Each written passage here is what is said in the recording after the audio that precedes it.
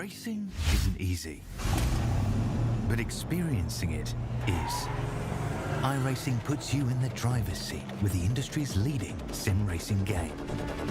Drive on laser scan replicas of the greatest racing circuits from around the world. Go head-to-head against other drivers chosen by skill-based matchmaking to ensure competitive racing at every level. Compete across all your favorite series. In officially licensed cars, engineered to deliver the most accurate driving experience possible.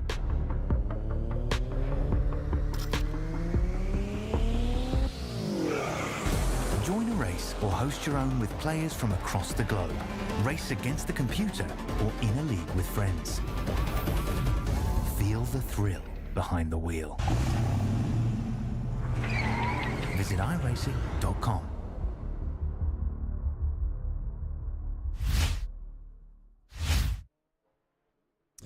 Good evening, everyone, and welcome back once again to another week here at Evolution Sim Racing, where tonight we trade the lovely green runoffs of Virginia for proximate concrete barriers around the tight streets of Long Beach here in southern Los Angeles County, California. 11 corners tonight around this 3.2 kilometre circuit that will not only test a driver's skill, but also their situational awareness. One mistake can bring a pretty premature end to your evening around this place. My name is Joseph Glass, and as always, I'm delighted to be joined in the commentary box once again by Mr. Dara Thacker. And Dara, now that stress and, the particular challenge these drivers found themselves around Virginia, that's behind us. The endurance, the longevity of Daytona, also behind us. So perhaps now we can look ahead to what will, fingers crossed, be two very exciting sprint races here tonight. Yeah, and I have to say I am absolutely delighted that we are at anywhere but Daytona, quite frankly. I've seen more than enough of that circuit over the past week. And Long Beach is a circuit where you arrive and you look at the circuit and you look at the cars and you think this isn't necessarily going to work out too well. But you often see some great racing side by side through quite large parts, particularly in machinery such as this. I'm looking forward to it, and I hope the drivers are too, because they either are going to be looking forward to it or dreading the next hour or so. Yeah, we have a pretty unique circuit on offer again. It's an ESR debut around this circuit tonight. We have it in GT3s upcoming on Thursday. But first, of course, it's the GT4s and the TCRs and some pretty unique corners that run through the South Chestnut Place, around the little roundabout, all the way down West Shoreline Drive, before a couple of 90-degree corners East Side Way, and then that long, well, I was going to say before that long straight, that very, very tight hairpin down at turn 11 before a pretty long stretch down the home pit straight. So, as always, before we take a run through the order, let's have a look at the sponsors and the calendar for the rest of the championship. So, as always then, a quick message for the three sponsors that we have in the series. That's Kame, GP2 Group and the Keenan Eco Energy. So, thanks, as always, to those guys for their continuous support of this series. And we slowly find our way moving toward the halfway point of the season. It will be the halfway point on Thursday in our other series, but for now we have one more session to go before we reach Sebring this time next week. Coda will follow the final of that American stint before we head to Imola, Mugello, Bathurst and Brands Hatch. Some pretty eventful racing to come. Couple of extra the tight circuits of Brands Hatch right there toward the end of the championship. So let's take a look at the standings for this championship. First of all, as always, with the GT4 Pro class. So Mr. William Humphrey is looking to continue that fine run of form that he showed over the last two race weekends. He leads ahead of Ben Smith for the new Lumen Flux team. A slight change in the order for those drivers, a couple of team name changes going from Ignium to Lumen. So Ben sits currently 17 points behind the championship leader. Yannis Olbert, a consistency key, it seems, for Yannis, although 91 points from P2 at the moment, good enough to get him into the top three. Mario Sidmer, a late change from the Aston Martin. He finds himself now in the Porsche, so we'll get those standings up to date for next week. But that is all four of the top four in the championship arriving tonight in that dominant Porsche. Adam Atherton rounds out the top 5 ahead of Joe Sparrow inside the top 6. Pretty tight gaps there separating Yanis down to Sparrow. Only about 20 points or so, give or take, between each of those drivers. Sadly, Mr. Bonner will not be racing with us anymore this season, so Thomas Pugh will be bumped up into that top 7 ahead of Jeremy Earlemans. Again, the tights really, really narrow. Sorry, the gaps really, really narrow down looking into the top 5, so lots on offer for these drivers this evening. Jeff Hibbert will move up into P9, and then it will be Jacob Jenner who rounds out the top 10. Lauren de Uden has himself a new teammate here tonight. I believe Mitchell Costas will join the Sweat Racing Sim Racing team, so keep an eye out for him. That's number 359 in the GT4 Pro Class. Mitchell Costas driving the BMW.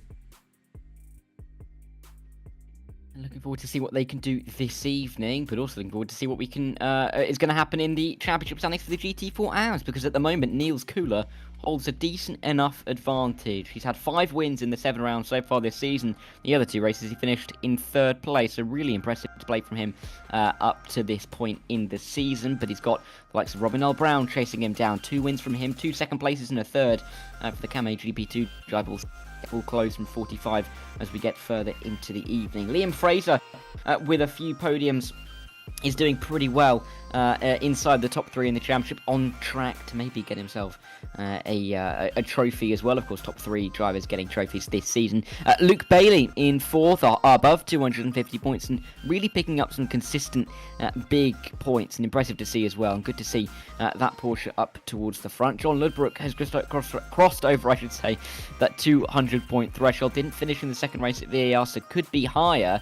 We'll see what he can do at Long Beach. Charlie Stoddard is 6th, but not too far ahead of Edward Grove, Daniel Poole, or Klaas Vellen, and Dean Sheesby you can include in that. Nice little battle for P6 in the championship coming into this race. A lot of drivers who picked up consistent but not really impressive amounts of points. We'll have to see who can gain a bit of an edge here this evening. Rob Gregg and Joseph Preston are just on the outside looking into that top 10, and with Rob Gregg not being here for the opening round, you'd expect he might be able to pick up a few more points to get himself inside the top 10 this evening. Absolutely right. Lots and lots of opportunities in both of those GT4 classes. But yeah, that battle for 6th, really, really looking strong. And once you're there, you're in with a shot of getting into the top 3 for sure. So that's the GT4s done with. Let's take a look at the TCR class now, starting with the Pro category. Mr. Logan McKenzie, who's had some pretty consistent results at the top, but you can see the spread of podiums that we have inside that top 3 is really quite impressive. So the American driver leading the way at the moment, only 19 points clear of Jaden Scotton for Flatline Racing Green. He too has had his fair share of podiums so far this season, yet to finish outside the top 8, having his worst result of the season this time last week. So I'm sure we can count on Mr. Scotton to continue that run of form here tonight. As we said, slightly different, it's a very different circuit, different complexion for these guys to deal with, but I'm sure those fighting for the championship will be pretty well suited to every circuit that we arrive to. Andrew McKinley is inside the top 3, and he's pretty clear at the moment of Mr. Nevin Charney. But what a run of form Andrew has had. He missed that 1st round. He could be higher up the order. In fact, he could really be leading the championship had he arrived at the 1st round. Of course, we will have that drop round at some point, so things may change once those have been applied to the standings. But for now, Mr. McKinley looks to extend his win streak at the moment on 5. Let's see if by the end of tonight he can extend that to 7. It'll be pretty tough to do around this track. With that reverse grid back in play tonight, getting all those positions back around a circuit of this nature, if he manages it, then what a drive that will be. Max Nevincharny is nearly 80 points away from the top 3, so a big margin to overcome. A couple P5s, P6s for Mr. Nevincharny this season, but no podiums yet, so let's keep our eyes out on the Portuguese driver, who is not too dissimilar with our TCR series here. He was with us 2 seasons ago, so he knows how things work here by now. Scott Malcolm, another one of those drivers who've switched from Ignium to the Luna Motorsports team. Again, some good top 5s to his name, 2 strong finishes last season, which see him just about inside the top 5 ahead of Kevin Marchessault by just 10 points. Keith Calhoun and Jay Corley just inside that 200-point mark. A great start of the championship for Jay. Has sort of fall off a little bit, but he's always there or thereabouts. Anthony Hilton so close in behind on that 199-point mark. He is the teammate of the championship leader at the moment, so let's see if he can stay up there. I'm quite surprised that he is where he is, considering he's had a couple top fives and a couple of podiums. So that DNF in the feature race last week will probably have cost him quite a bit. James Howarth, Alok Inyanga and Branko Kapovic round out the top 12 at the moment, but it was a missed round again for Branko this time last week. And finally, for the driver standings at least, over in the TCR AM category, it's quite a nicely tight championship battle. Gordon Hales has the lead, but not by a great deal. 3 points is the margin between himself and Hussein Sarakadesla. A double win for Gordon Hales back at VIR has put himself into the championship lead after he gained 15 points there. But it's only 15 points because Sarakadesla got the 2 P2. So impressive to see those two duking it out at the top. Rob Smith, though, keeping himself in the conversation by finishing third, with Jason Haddington currently in fourth in the championship, just over that 250-point threshold. Interestingly enough as well, the top four in the championship finished the last race at Virginia in that order, which may be going some way to explain why they are where they are in the championship. Andrew Fellows is inside the top five with a podium and a couple of other top fives to his name so far this season. Consistency really is his key. Dean Sargent is just over the 200-point threshold, getting his first top five in the second race at VIR. Martin Kenyon is in P7, a little ways behind the top five, but he's got Danny Weir, who is going to be trying to chase him, I'm sure, for that top seven. Danny Weir, of course, a couple of DNFs, maybe holding him back a touch from what he could have in terms of a points tally. We've got Steve Rubino and Mark Parkhurst with a good points tallies themselves, both over 150 points. Rounding out the top 10, a win from Steve Rubino actually at Zolder in the opening round, and a P3 from Mark Parkhurst at Virginia, showing that there is definitely more to their points tallies than what originally meets the eye. But it's David Randalls and Reese Kitley rounding out our top 12. I'm sure they would like to get some more points onto their tally. They missed a couple of rounds, so it means that even with a drop round, every point from here on out will count for them. And a quick look then at the teams before we head to trackside to pick up the start of qualifying. It's the Kame team that continue to lead the championship. Noel Brown, Ludbrook and Sarah Kadesla. Sarah Kadesla not with us tonight, so they're relying on the GT4 drivers to bring home the points, but they've got those three GT4 Porsches of Yannis Aubert, William Humphrey and Francois Brandet hunting them down, and then the guys toward the front of that the TCR categories for Team Shelter. Lots to play for. The two Lumen teams also there inside the top five, with Flatline closing in behind them as well. A lot to play for in all five of our championships, but for now though, we can go to trackside and see how our informed TCR driver is getting on. That's Mr. Andrew McKinley, who's making his way now on his first flying lap. He's just come out of turn 5, I believe that is, making his way down now. It might actually be turn 8 he's just come out of. Yes, it is. In toward turn 9, and we're going to see how he handles this first tricky, well, it's a hairpin. It's almost more than a hairpin. It's full lock, really wide entry. Don't want to get yourself out onto the marbles. Does look like he's got that tucked in nicely, as the first times Dara are already starting to pour in here. And no surprise to see that William Humphrey's currently got the fastest time right at the top of the tree, and by nearly 9/10 of a second. Incredible to see him so quick, so early. Robin L. Brown doing a good job as well to get his time in somewhat early. We've got a couple of the TCR Pro times in as well, with Andrew McKinley with a very comfortable lead at this stage of the session. Through time when he will come in towards the fountain, we'll see if he can improve. I'm sure he will, and many others will improve as we go throughout this session. But more times, the likes of Stephen Donnelly coming to the line to set his first lap time, good enough for P4, but that is still more than a second off the current provisional pole time of William Humphrey.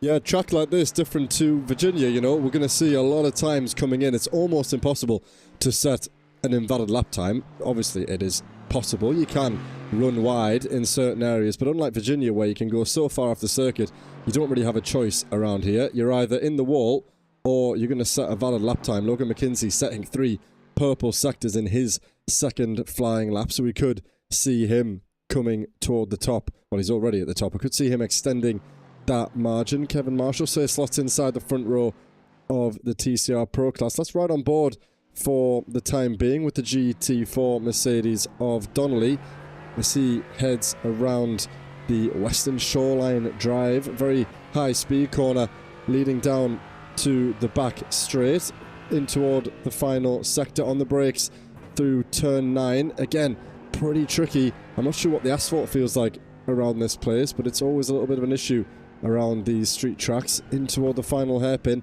Not sure how it's going to feel to get this boat around that corner. Pretty heavy machinery is the Mercedes, but he's handled it well in this case, has Mr. Donnelly. Currently in P8, needs a couple of tenths improvement to get himself into the top 6. Let's see if he can do that as he crosses the line. That's exactly what he does, a 1:24.8 for the JSC Racing Pro driver into the top 6, and he's got just 1 or 2 laps more to go. William Humphrey is in the pit lane after only completing 2 laps.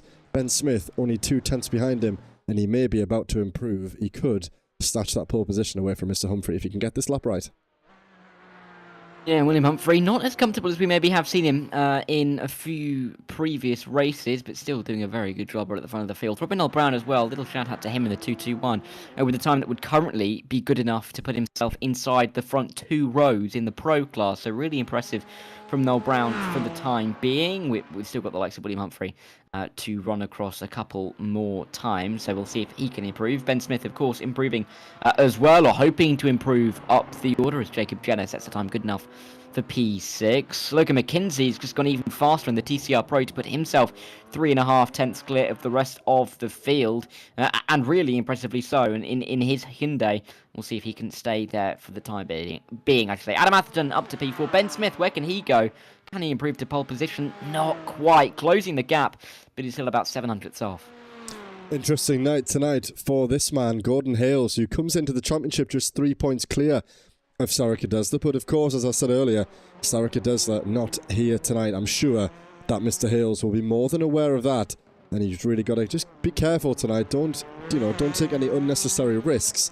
He hasn't really been fighting too much this season with anybody else in class. Although Mark Parkhurst looks as though he's going to put up a bit of a fight. He's just 19 1,000ths of a second behind Mr. Hales at the moment. But it's definitely an opportunity for Gordon tonight, the South African driver, to really extend that margin, of course, back into the normal 2 30-minute race format. So an opportunity in the first race, no doubt. And of course, as we've said, different for the GT4 guys who sometimes have to contend with that reverse grid. In the TCR, where you finish is usually where you're going to start, and so you can just continue that good form. If, of course, Jarrett, you can end that first race with a good result.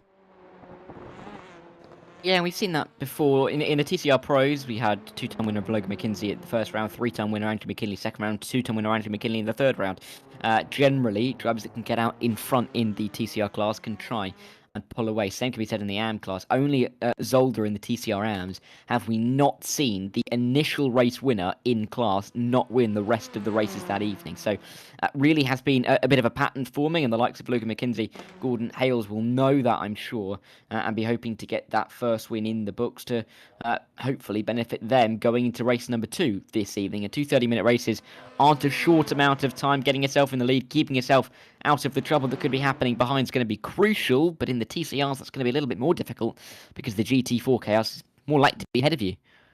Yeah, critical stuff at the front of the GT4 Pro category. The time for pole position, a 1:23.971. The time for P2, a 9:72. 1/1000th of a second separating Humphrey from Ben Smith. So he was so close, literally as close as you could be to taking pole position, which around a circuit like this could really be the difference maker. Of course, if you find yourself stuck inside that midfield pack going through this corner here through turns 2 and 3, which is effectively a single file one-way passage through that section, it's really, really tricky. If you've got someone who fancies the chances to go up the inside, it's going to be really difficult to get a good exit. It might even be impossible to get 2 cars through there. We'll have to wait and see. Just a couple of minutes to go until we start on our formation lap. But how close is that, Dara? Mr. Smith must be kicking himself, thinking of that one mistake that he would have made under braking or on the power. That was the difference between pole position and P2. Yeah, so close. And it's great to see that we have those kind of gaps because it means that it's a hyper competitive class and, of course, hyper competitive league that we have here, which is always great to see. Always nice that we have some battles going on in between some of these teams. You know, it can get a little bit wider in terms of the pace advantage, but here in the TCRs or in the GT4s, even on a Monday night, great to see 1,000th of a second. I had a race finish last week in another series that across the line was 0.000, and that was pretty close. I reckon the actual distance difference in terms of the lap between William Humphrey and Ben Smith, we are really talking about centimetres. And over a course of a circuit like this, it's just nothing, absolutely nothing. So we have Mr. Matt Stace, the last driver on track. He's about to complete his final lap, and he should be able to do it. It's around the 21 minute 20s for a lap. He's got 1 minute 40 to get around it. Gets on the brakes through turn 3. Gets a nice little exit there in toward the right-hander at 4. Doesn't get on the curb too much, not needed. Keep it over to the left-hand side, and again, chuck it in. This time, all up over that curb. Run it out toward the left-hand side of the track. Back over to the right-hand side on the stoppers for turn 6. Don't go into the bridge. Just cut it out and hit a left. And then you want to get it nicely tucked over onto the left-hand side as he runs down the high street of Long Beach here in California. Great setting as well for a race, and he smacks it off that inside barrier there. Unlucky for Mr. Stace there. Really, really pushing the limits. And as we said, the asphalt, maybe not the most grippy thing that we see on the calendar. And that was a prime example of it, I think, there for Mr. Stace. And that will be qualifying over. We have no more cars on the circuit, and our grid is set. I think maybe he was too drawn to the possibilities of LA downtown, really. If you go wide, well, if you went straight on at that corner, don't even bother turning right, you will get right into the middle of downtown LA. Long Beach on the south side of the city, not the north side of the city is what's sadly been affected by the fire, so away from that, but right on the coast as well. And it is a great setting for a race. The Pacific Ocean is, from this camera angle, just past the palm trees to the left. It really is next to the circuit. And, you know, if you go a little bit too wide at the fountain, luckily there's a barrier there, because otherwise you may find yourself in the water. Yeah, very true. And it is a lovely setting. Well-made circuit as well. And like we said, pretty stark from the view that we had around Daytona. I would love to sit at the top of that Daytona grandstand, get a big view of the circuit. A pretty unique circuit in that nature, actually, where you can sort of track the entire course of the race from one seat. I don't think there's really another track where you can do that from memory. Yeah, I can't think of anything either, to be fair. So it's a very special circuit in terms of the characteristics, and it's a great place to go racing. You've seen it in so much in IndyCar, so much in IMSA as well. I think of late. I think Formula E was here once as well. And then went to Miami this year. But anyway, this is a circuit with great history. We've been going racing here for well over 50 years, and I'm really looking forward to seeing how we can go racing for the first time tonight. Yeah, very true. Actually, that was on my notes as well. The first Formula One race held here in 1975, so exactly 50 years ago. So not a bad time to arrive here, and not a bad time to run through the grid for this opening sprint race, 30 minutes ahead of these guys as usual. So proceeding continues then. William Humphrey does what he does best and sets a time good enough for pole position. That's a 1:23.971. Just 1/1000th away from the man who we will share the front row of the grid with. That's Mr. Ben Smith. Ahead of Marius Hibmer, who's switched over into the Porsche, so the form continues even though he finds himself in a new machine. He will share the second row of the grid with Mr. Adam Atherton, ahead of Thomas Pugh, and our poleman in the GT4 AM class, Liam Fraser. Robin Noel Brown and Klaas Wellen will share the fourth row of the grid ahead of Jacob Jenner and Nils Kuller in the top 10. It will then be Stephen Donnelly ahead of Yannis Olbert and Jeremy Olemans with the new debutant Mitchell Costas in P14 on row 7.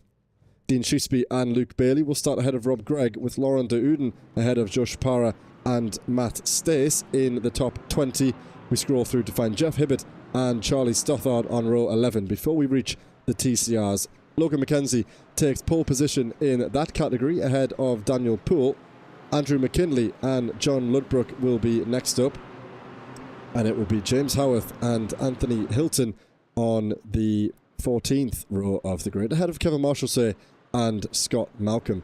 I got caught off guard there, actually, because Logan McKenzie in the TCR has actually outpaced some of the GT4 cars. So that's very interesting to see off this start. Let's continue on though with Alok Nyanga ahead of the poleman in the TCR AM class, Gordon Hales in P32. It'll be Keith Calhoun and Jayden Scotton ahead of Mark Parkhurst and Martin Kenyon.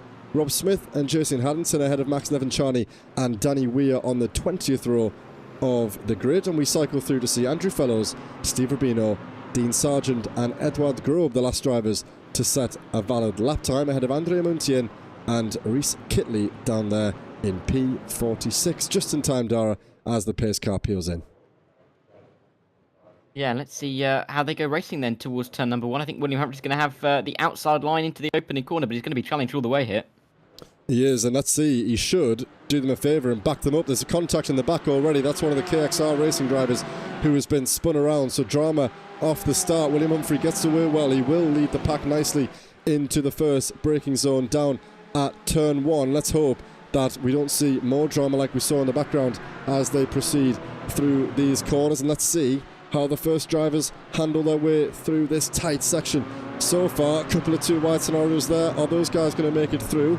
It looks as though they are going to just about get through this corner. Very, very slow, or maybe even first gear for some of these drivers. And here come the TCR drivers. That's Logan McKinsey, followed by Andrew McKinley, and then James Howarth with a little bit of a gap already, splitting up those top drivers. We've got Mark Parkhurst and Gordon Hales, who's got damage already. The championship leader up the inside there of that flatline car with damage on the front of that Hyundai in the offset. Some damage there, heard contact against the wall, and it seems as though it's been a little bit of a scrappy start back there for the TCRs.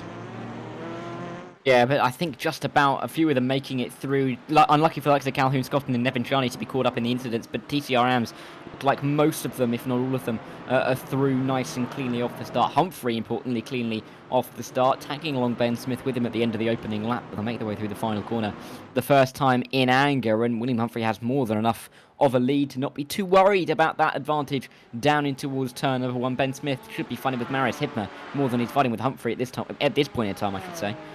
Yeah, and he's got a nice little margin so far, so good for Miss Humphrey. Let's bring back the interval times and we can see where the battles are. We've got Josh Barra going up the inside at the moment on Jeff Hibbert, who's got the nose of that Mercedes just ahead, but it looks like the Porsche is coming back ever so slightly. He's going to be on the outside line here. Tricky for that green and black JST, racing to make it around the outside. He hasn't made it on the outside. He's picked up some damage on the front right hand side of that Porsche. Anthony Hilton looked as though he was going to maybe stick his nose up the inside of the Honda. Thinks better of it this time, and gaps appearing up and down the grid already. Mitchell Costas on his debut, not doing so bad at the moment in that BMW. Nice looking livery as well for the 359, and yeah, just getting up to speed with the drivers at the moment. He's got Stephen Donnelly and Jeremy Earlemans for company. That front of the Mercedes has seen better days for Donnelly already. Just a little bit crumpled, but it shouldn't affect him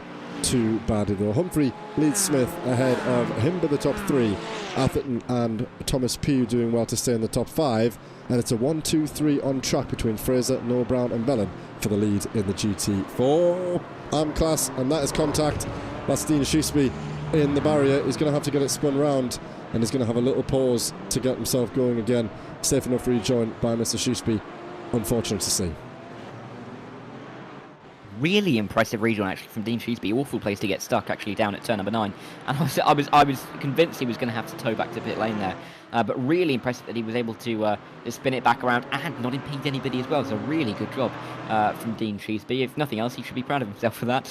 Marius Hibner nearly clipped the wall on the exit of turn 1 there before coming into turn 2, just about avoided it, but really pushing the margins, trying to find every single hundredth that he can in his battle to try and get into the top 2 and displace Ben Smith from that position. Got to be careful of Adam Atherton as well, not too far behind, and Liam Fraser in that 274 doing a really good job up towards the front of the field, not just in class but also in the overall battle as well. You can also see some moves being made in the TCRs, being quite a big battle in those classes so far in this race, but I also fear something's happened to Rob Gregg. He's dropped down the order. Let's take a look. I'm not quite sure where he is. He's in P7 in here. Let's have a look.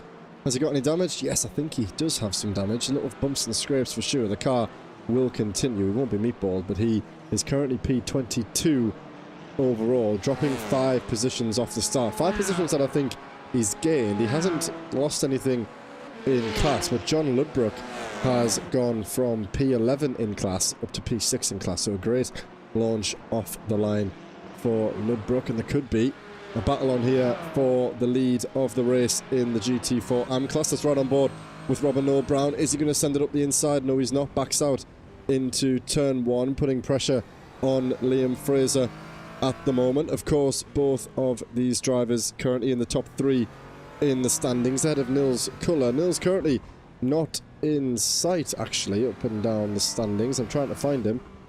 I don't see him. Oh, there he is, all the way down in P40 on the road. Not a great race so far. P12 in class at the moment for Nils. So it's a battle on between P2 and P3 in the championship. Currently P1 and P2 on the road.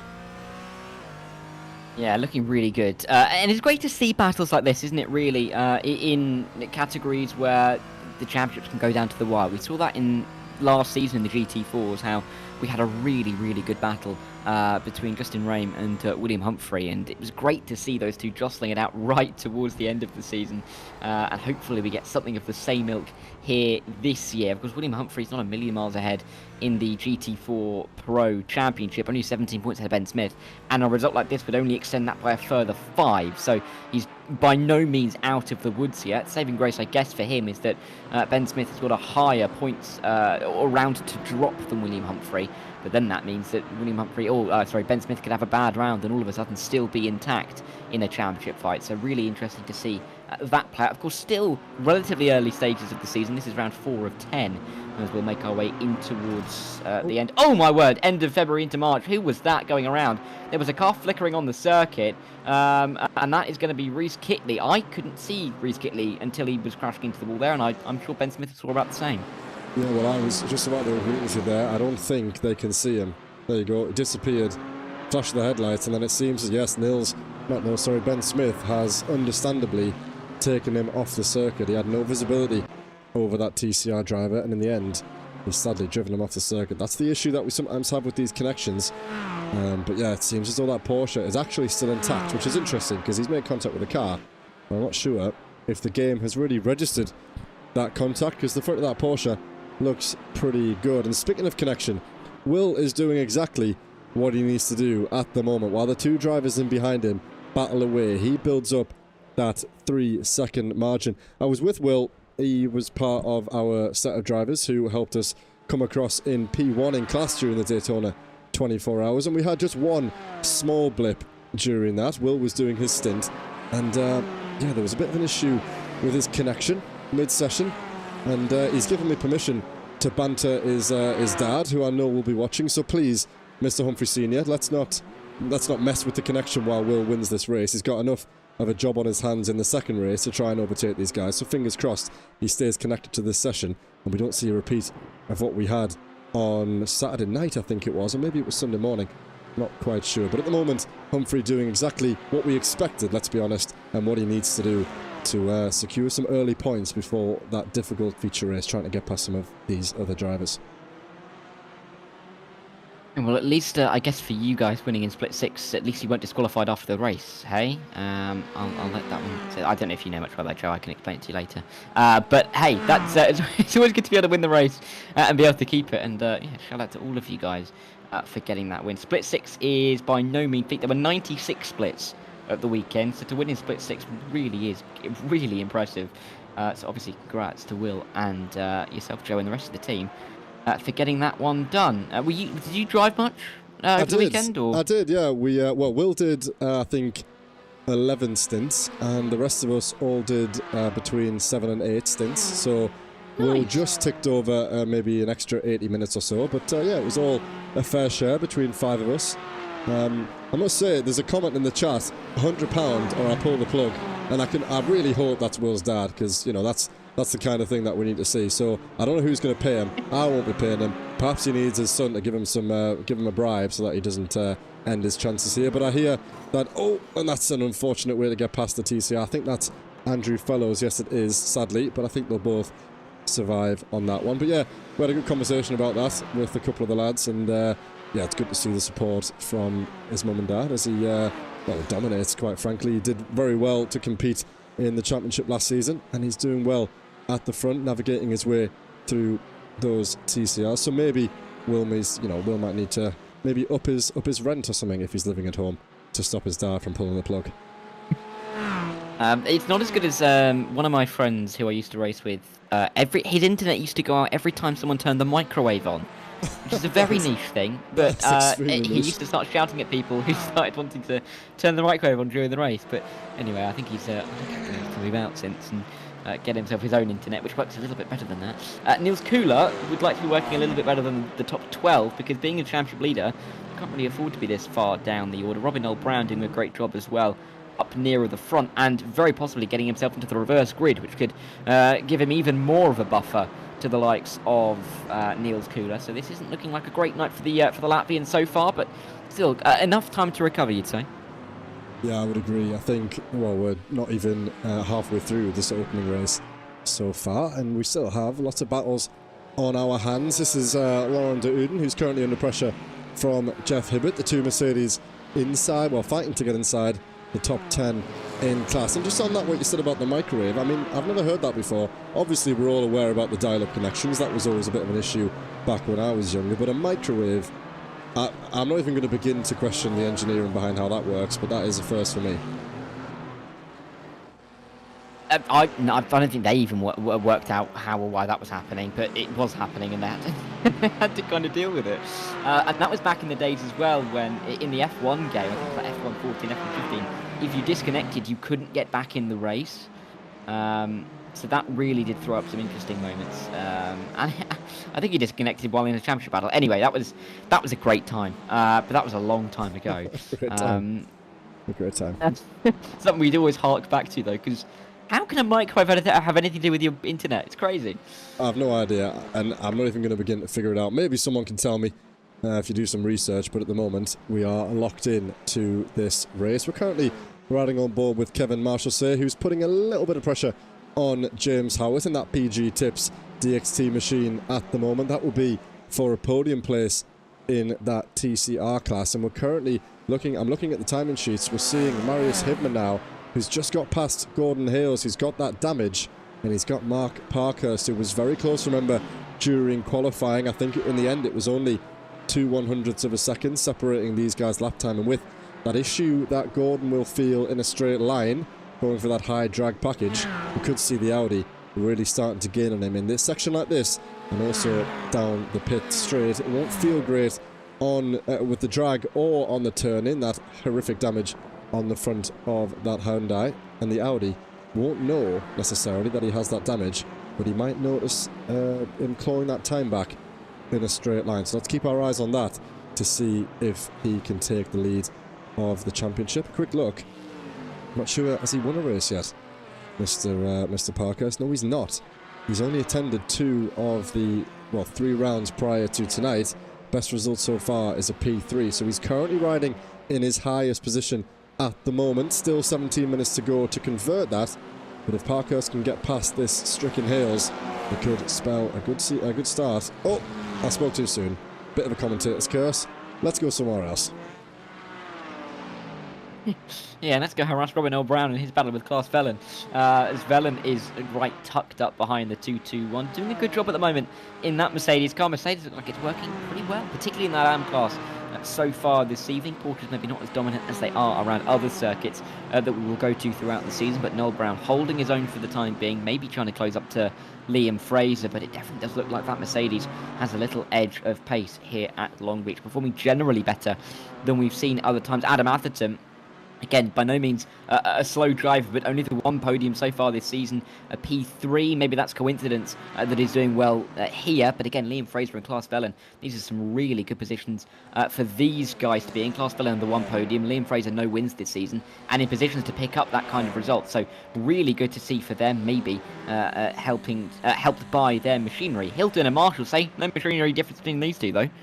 Yeah, as we cross the line, the 2 Audis go side by side, doing James Howarth a world of good. He's managed to increase that margin now to over a second in his defence of this podium, so he will hope that these 2 drivers will continue to battle. Of course, in the equal machinery, he might find himself with a little bit of an advantage in that Honda, that nimble machine. But so far, it's looking good for the drivers toward the front of the championship. P1, Logan McKenzie, is in a bit of a race of his own. He's currently 3 seconds ahead of John Ludbrook, who's 3 seconds ahead of Andrew McKinley in second place, who is the best part of 9 seconds ahead of Howarth. So a real margin to be gained at the moment, and it's something that McKenzie will probably not lose out, I would imagine, as we cross over into the halfway point of the championship. Pressure on Howarth not to make a mistake. At the moment, though, Andrew McKinley won't mind where he is, but it will see the end of that brilliant run of form that he's had, so he really has to be on it and try and capitalise on any mistake that Logan sets, and he's sadly gone a tenth of a second slower, has Mr. McKinley, on that previous lap. So let's see if he can do anything about that. Bumper to bumper they go, though, as they head through, I think that's the second sector, and they've got Yannis Aubert coming through as well. The guys currently battling for second in the M class have one of the guys inside the top 3 of the Pro class coming right up behind them at the moment. So pressure on by Aubert. Let's see how quickly he can try and dispatch these 2 AM drivers. Yeah, and of course, these two not far away from that cutoff in terms of the reverse grid. Top 10, currently in 10th, I should say, is Jacob Jenner just behind Stephen Donnelly, and they're not a million miles away, about 5 seconds behind this battle, so got to be careful, that's for sure. If they're not too careful, we may find themselves going from a really good position, not just in this race, but starting for race 2, to possibly losing a chunk of points that otherwise they could have been picking up. Of course, these 100-point evenings, 2 30-minute races, only maximum of 100 points to be won, are likely to be where drivers who attend every week are looking to drop their points, because in nights with 3 20-minute races, or 1 15-minute and 1 45-minute race, we do see 150 points up for grabs. So drivers are going to be looking at these races thinking, I need to get as much as I need, basically squeeze as many points out of this kind of race that I can, because generally it's going to be less than we'd otherwise be hoping for around tracks that we're going to. For example, next at Sebring, at Kota, next 2 weeks, 150 points up for grabs there. Drivers won't be hoping to drop those rounds. They'll be looking to drop rounds like this, where there's just less points to offer. So I think there's definitely that in the back of the minds of some drivers, knowing that if it's not going well, yeah, it's okay. Would have dropped these rounds anyway. Not quite a 3-round evening, as Cooler gets a little bit feisty with Charlie Stoddard and gets the move done. But he only just got that move done. Really was a bit door-to-door, wasn't it? Yeah, it was. I mean, it's a very tricky corner to get one car through, never mind trying to squeeze 2 of them through. All in all, though, they've made it. A little bit of contact. I don't suppose Nils will fancy giving that place back. So at the moment, he's going to hang on to what is the place inside the top 11. And he's got just a second and a half between him and the top 10 with Edouard Grobe in that Mercedes. And yeah, just seeing earlier on, it was Yannis Aubert getting himself through. Good traffic management by the number 7 Honda to get out the way nicely, which is always what we like to see. And that battle continues at the front of the AM class. And then we have Marius Himber, who's trying to make his way back through the order. And we come back to this battle, which we left earlier between those Mercedes drivers. Lauren de Uden has checked out somewhat ahead of Jeff Hibbert, who's been left to deal with Jeremy Ulemans, the 315 chasing the 375. And is he going to think about it? Fills his mirrors there, has a little look to the inside line, doesn't want to commit too soon, and he's got a great run there, I think, has the Porsche, but he's quickly finds himself into another braking zone, the kind of exit that you want to get when you have a nice long straight coming up next. But in that instance, it was not possible. A couple of scrapes off the barriers for these guys, which is to be expected around this track. A nice tight exit there by the Porsche. Differing lines. Yannis Aubert's had an issue. Let's see what went wrong there for Mr. Aubert. He passed Noah Brown, and then he got caught up. Let's see, has he just hit the barrier himself, or has he maybe being a little bit eager? It looks as though he's just going to scrape the barrier himself. Oh, it's Noah Brown who has that incident. Let's watch on from this angle and see how that unfolds.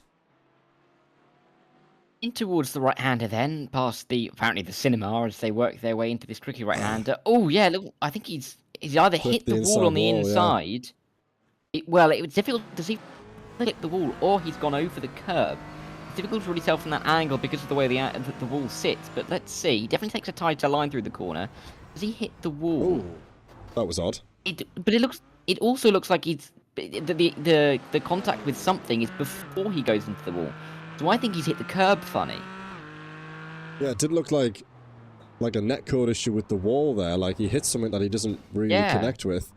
And then, yeah, he's sideways in the barrier, and he has reset to the pit lane, I believe. Yes, he is inside the pit lane. So that is the first session over with for the championship, one of the championship protagonists inside that GT4 AM class. Good news for Kula and Fraser as Joe Sparrow does a little styled out donut. He's going to flick it to the left and then the right. Oh, I hope no one's coming around the corner, which he's not. That was a pretty decent recovery there by Sparrow, who will obviously not wanting to do that, but at least he hasn't gotten anybody's way. That drops him outside the top 10 now. He was putting pressure on Hibbert, and now he's dropped himself out of the order at the moment. 10 minutes to go, still some time to recover, but he's got to get himself past John Lodbrok and Dean Sheesby in the AM class if he's to get himself back inside that top 10. He might just want to stay where he is for the time being. I mean, feat to get past guys like that to get up the order, as we're seeing that side-by-side action between Daniel Poole and one of the TCRs, that TCR of Anthony Hilton, who's not too far behind James Howarth himself, as they run their way into the final 10 minutes of this race. I think really the key thing that we're going to have to be thinking about here is that reverse grid and where the cutoff is, because a lot of drivers are going to be hoping to get inside of it. And for some of the AM drivers, the likes of Klaas Vellen particularly, if you can get yourself inside that reverse grid, could do you a world of good in terms of a championship battle looking forward. And there we go, Luke Bailey just about on the inside of that top 10 reversed, but he's got the likes of Dinuden and Ulemans just behind him looking to get it. So that's going to be a hard-fought battle towards the end, and not one in class necessarily. Yeah, so of course we have, as you say rightly, the top 10 reverse. So William Humphrey won't have a huge task on his hands in comparison to, for instance, the GT3 reverse top 18. But yeah, definitely a different complexion around a circuit of this nature. 3 wide potentially, but I think the GT4 will get ahead before the braking zone. Not ahead though of the Audi, who goes around the outside. Brilliant move by, I think that's Anthony Hilton. Yes, it is.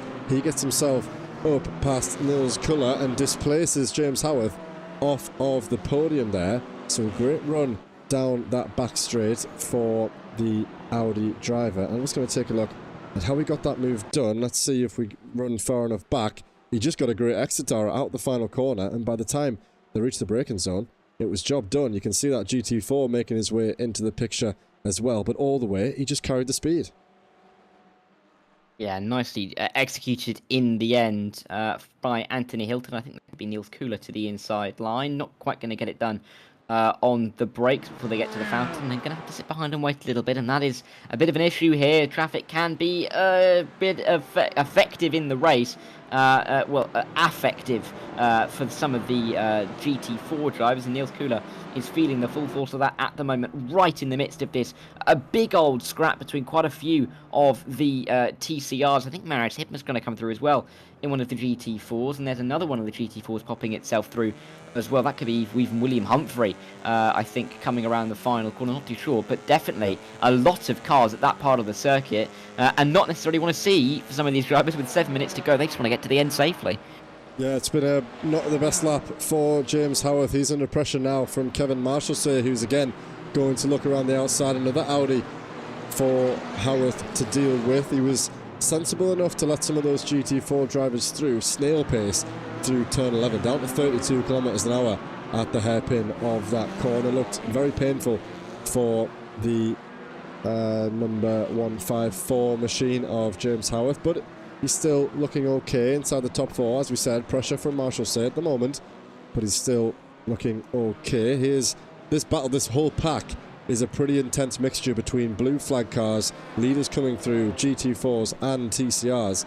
So it's a lot to deal with for these drivers to pick and choose exactly who they should be defending and who they should be letting through. And we can see there, really, it snails all the way from Daniel Poole down to Kevin Marshall. Daniel Poole in P7, the GT4 AMs is a GT4 Pro, and then we have the TCR AMs all in this pack. So 3 of the 4 classes separated by a handful of seconds here, maybe 5 seconds.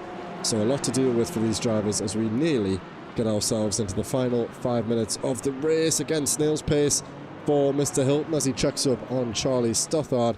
Daniel Poole and Nils Kuller are crossing the line now. Is that a 3 wide scenario potentially? Yes, it is. It's Marius Hibber, Nils Kuller and Daniel Poole who are going to have to go into the turn one side by side for the two cars ahead. That's out of class though. And the AM driver actually tries his luck around the outside. He's going to go up the inside. I thought he was going to give that corner up. He hasn't got a rear wing, but he gets it slowed down. And that's Marius Hibber. Gets himself through on the AM driver. And he can now set after... well, he's not going to set after anybody actually. Jeff Hibbard is so far up the road, I think. Top 11 is all that Marius can hope for now. Yeah, and for Marius and Nils Kuller, who this battle is between, neither one of them are a slouch. Of course, Nils Kuller leading the championship in the AM category. He's been right up there fighting with some of the frontrunners in the Pro category, including Marius Hibner, and Hibner's got no rear wing. And it's going to become an even closer battle between the Dane and the Latvian. Two drivers that really show the reach of this league, definitely so, with so many nationalities represented. Joe Sparrow representing the amount of drivers who want to be going the wrong way around the circuit. I think at the final corner, he may have clipped the wall, turned himself around. No, just getting too much on the power, getting a bit throttle happy, and that is not where you want to find yourself. Spun around, very little space to try and spin yourself back, I should say. Oh yeah, and he'll probably get disqualified for doing that because you shouldn't reverse down the circuit. I'm surprised he hasn't actually. The game would normally pick up on that and eject you, but in the end he's pulled back onto the circuit. It was not a bad little, the little drift. It wouldn't be bad if you're trying to parallel park in that way, but to face the wrong way around a race circuit, not where you want to find yourself. A couple of spins for Shapara. He's now in the pit lane. His first race is over. The Pro GT4 driver will start the race as it stands outside the top 40, so a hell of a feature race for Shapara to deal with though. William Humphrey still doing well at the front, but his gap has come down slightly. He's still so far in the lead, but his gap, I believe earlier, was over 7 or 8 seconds, so maybe getting caught up in this traffic has slowed him down somewhat. That Porsche still looking in great nick though. Doesn't look like it's got many bumps or many scratches as we head into the final 4 minutes. There'll be 3 or 4 laps to go, probably less, probably 3 laps left in this race, and Humphrey will find himself starting inside the top 10 for the feature. Ben Smith, Adam Atherton and Thomas Pugh still in the same order that we found them earlier, having gained just a couple of places each. At the moment though, the biggest winners in class looks like Edward Grove has picked up 4 places in class, 23 places overall, more than anybody else on the circuit. Notable mentions: John Ludbrook, he's up 11 places. Luke Bailey up 6 places. Hibbert up 8 places.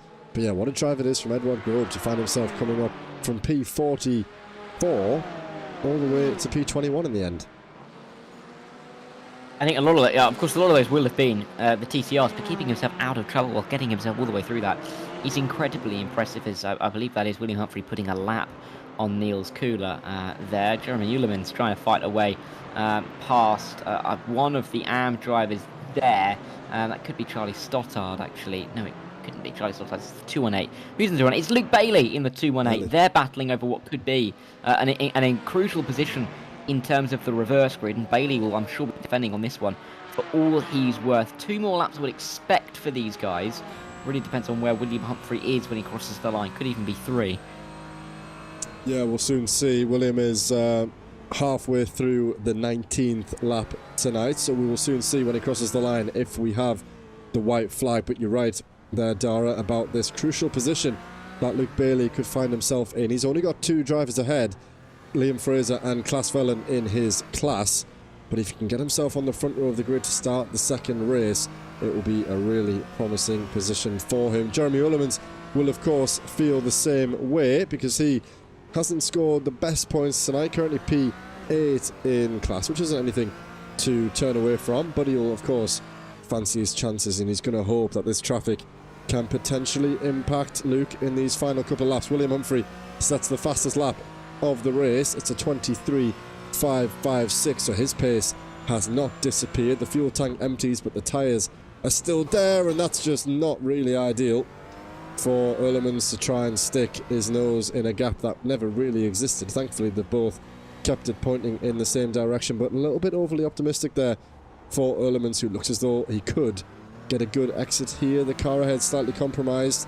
No, it doesn't look like he's going to be able to make a move going into turn 1. Let's continue to ride on board. No white flag yet, so we will have 2 more laps of this race. That's a handful of opportunities for Jeremy to get himself past this AM driver. Let's see how it happens and hope that it's nothing too eager, compromises his entry a little bit there.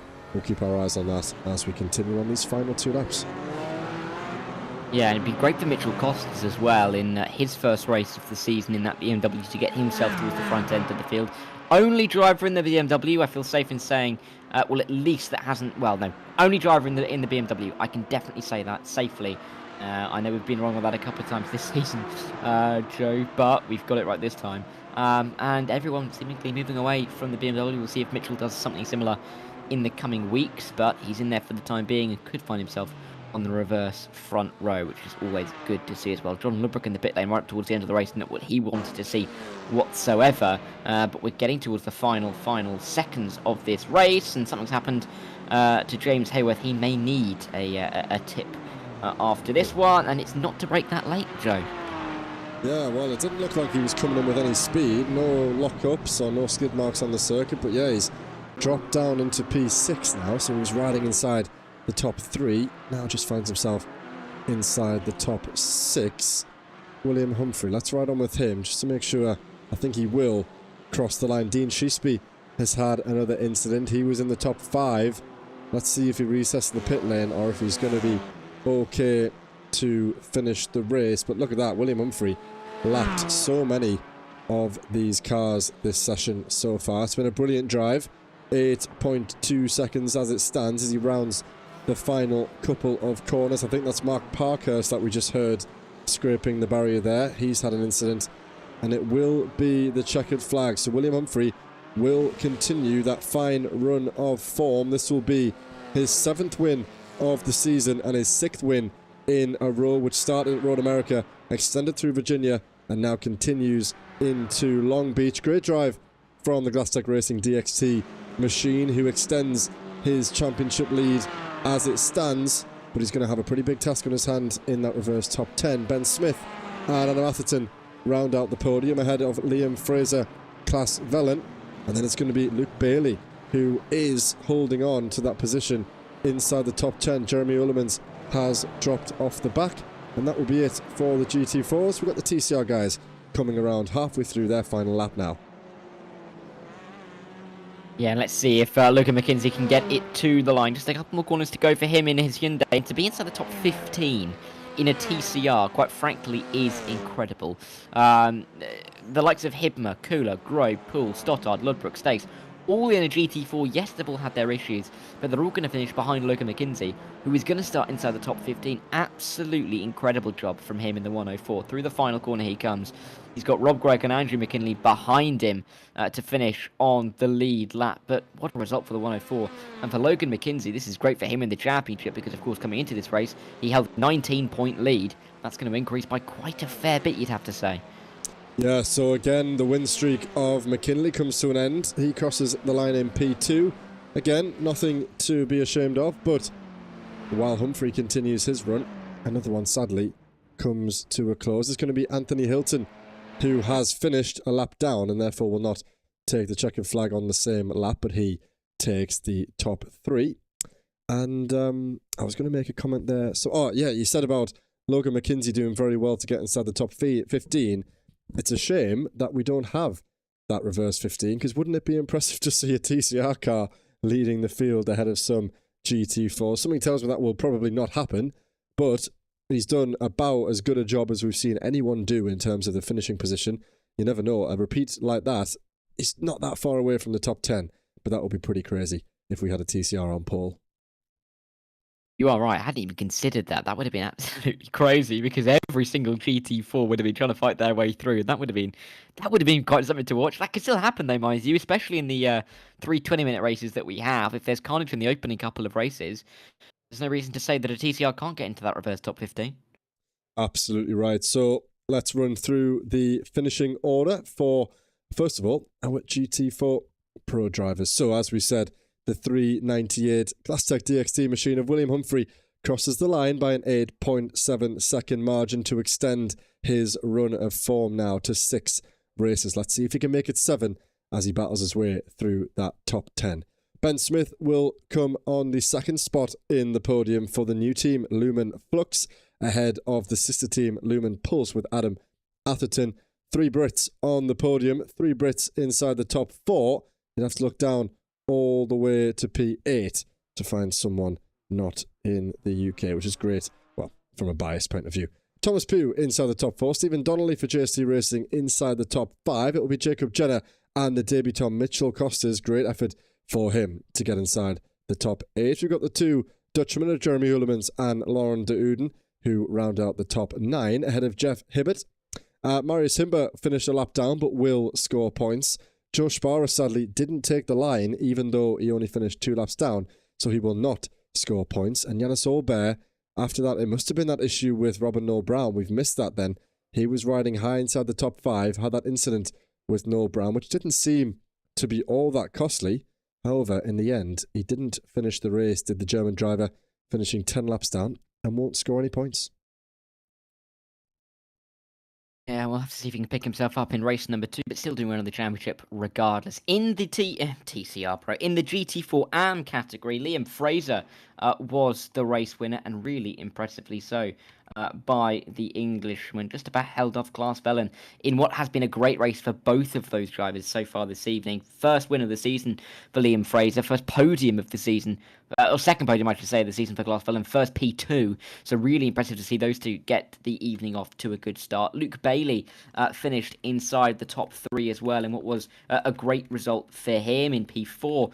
We saw Dean Sheesby finish in a very strong place for the Moonshiners Racing Club, and it was Rob Gregg who was the only other driver inside the, well, only other driver on the lead lap, I should say, and he was inside the top 5. Niels Kooler, despite everything that seemingly went wrong for him today, still finished in P6 in the opening race, with Edward Grove not too far behind him, and Daniel Poole finding himself up in P8. It was Charlie Stoddard and Matt Stace who rounded out the top 10, with John Ludbrook in P11, but sadly for Robin L. Brown, I should say, and for Reece Kitley and for Andre Muntien, none of them will be picking up points for finishing too far down in the order.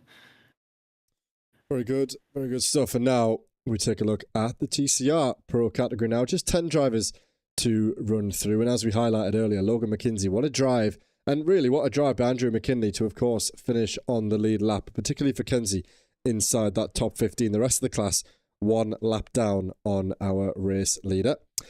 So it is Logan McKenzie who takes that top spot on the podium for Team Shelter ahead of Andrew McKinley.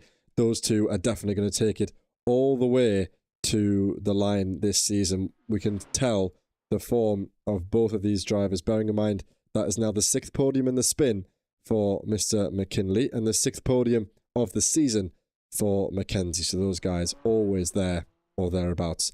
Anthony Hilton takes the final spot in what is his 3rd podium of the season, ahead of Kevin Marshall for his 2nd top 4 finish of the season. Scott Malcolm will be inside the top 5 ahead of James Howarth, who did so well to hang on to that P3 spot. Sadly came undone for him toward the end of the lap, but again some strong points scored for the DXT 154. Keith Calhoun will finish inside the top 7 with Jaden Scotton in P8. Max Nevenchani and Alak Yanga will finish in the top 10, and it seems that all of those guys will score points, which is great news for the TCR Pro guys. Yeah, and also great for Alok Iyengar. First race he's done since we were at Zolder, and he picks up points accordingly as well. Finally, though, over in the TCR AM category, it was Gordon Hales, the South African driver, who ended up winning the race by 12 seconds to Rob Smith. Mark Parkhurst made it a very diverse top 3 in terms of countries and continents, even 3 continents inside the top 3, as Parkhurst was there. Steve Rubino, countryman to Parkhurst, finished in 4th in what is their home event. In 5th in the end, just off the lead lap, was Dean Sargent, Martin Kenyon and Andrew Fellows. 6th and 7th for them. Danny Weir finished in 8th. Jason Haddington, though, sadly 8 laps down in P9. He will not be picking up the points, I don't believe, for that finish. So disappointing for him, but he'll be back in race number 2. So here we go then. We have 46 cars who will proceed on this formation lap, which is headed by Luke Bailey. Let's take a quick look at the grid and particularly highlight those inside the top 10. So it will be the GT4 AM driver of Luke Bailey who leads these drivers over the line. Currently coming to tonight in P4 in the standings, so more than capable at the front of the order. He will head ahead of Mitchell Costas, who makes his debut. Hopefully he understands the procedure, because it's a pretty tricky task to start toward the front row of the grid in any scenario, never mind on your debut, but fingers crossed. He will start ahead of Jacob Jenner and then Stephen Donnelly on the second row of the grid. We've got two more GT4 AM drivers of Klaas Vellen and Liam Fraser before we reach the top four in that first race. Thomas Pugh, Adam Atherton, Ben Smith and the championship leader William Humphrey.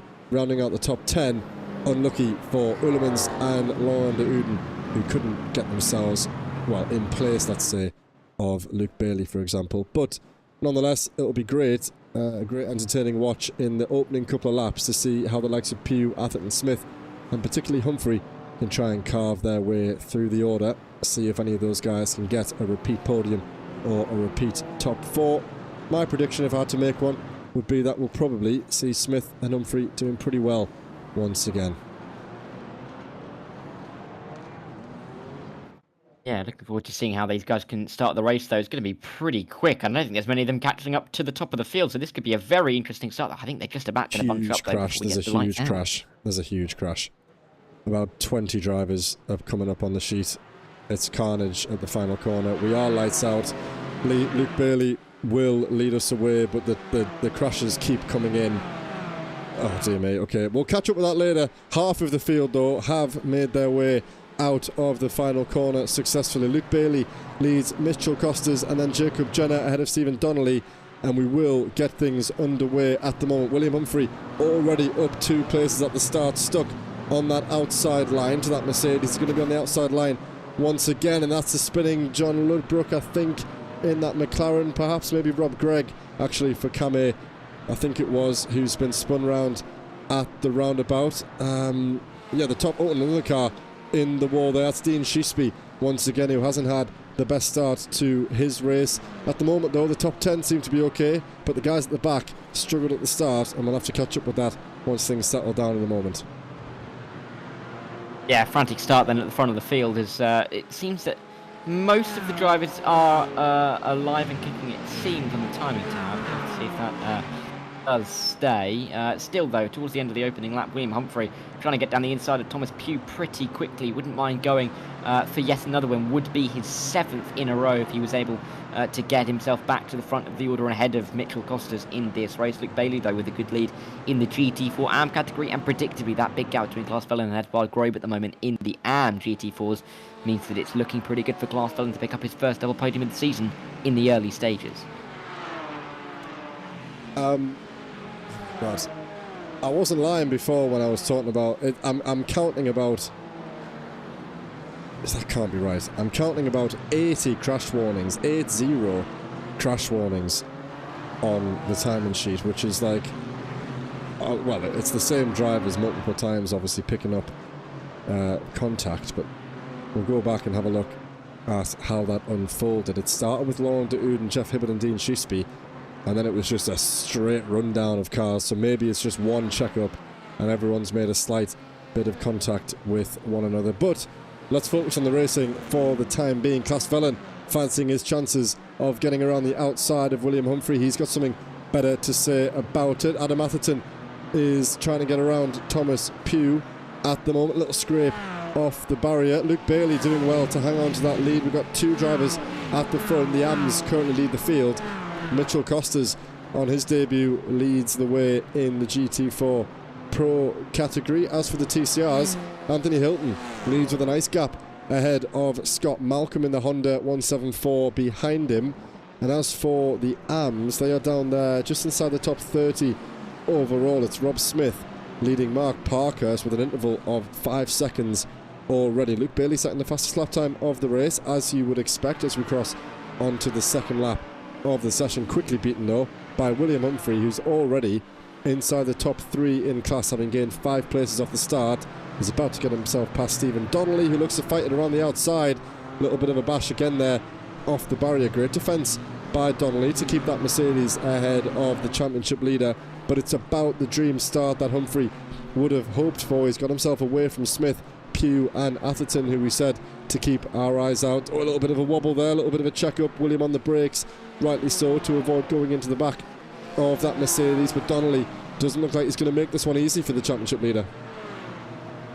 No, and let's see, Donnelly is going to be really trying to fight this one outside line, outside line though for William Humphrey. Difficult place to be to make a move, and you can just about see him not commit to it. Going to try and get the better exit off of the corner, but Donnelly very smartly blocking off any kind of good run that William Humphrey could get. Very nice line and defence from the 3-3-0. Humphrey just going to try and pick his way past it. He's just going to send it to the inside. He might, yes he is. Later on the brakes, inside line, scaring Donnelly off that racing line.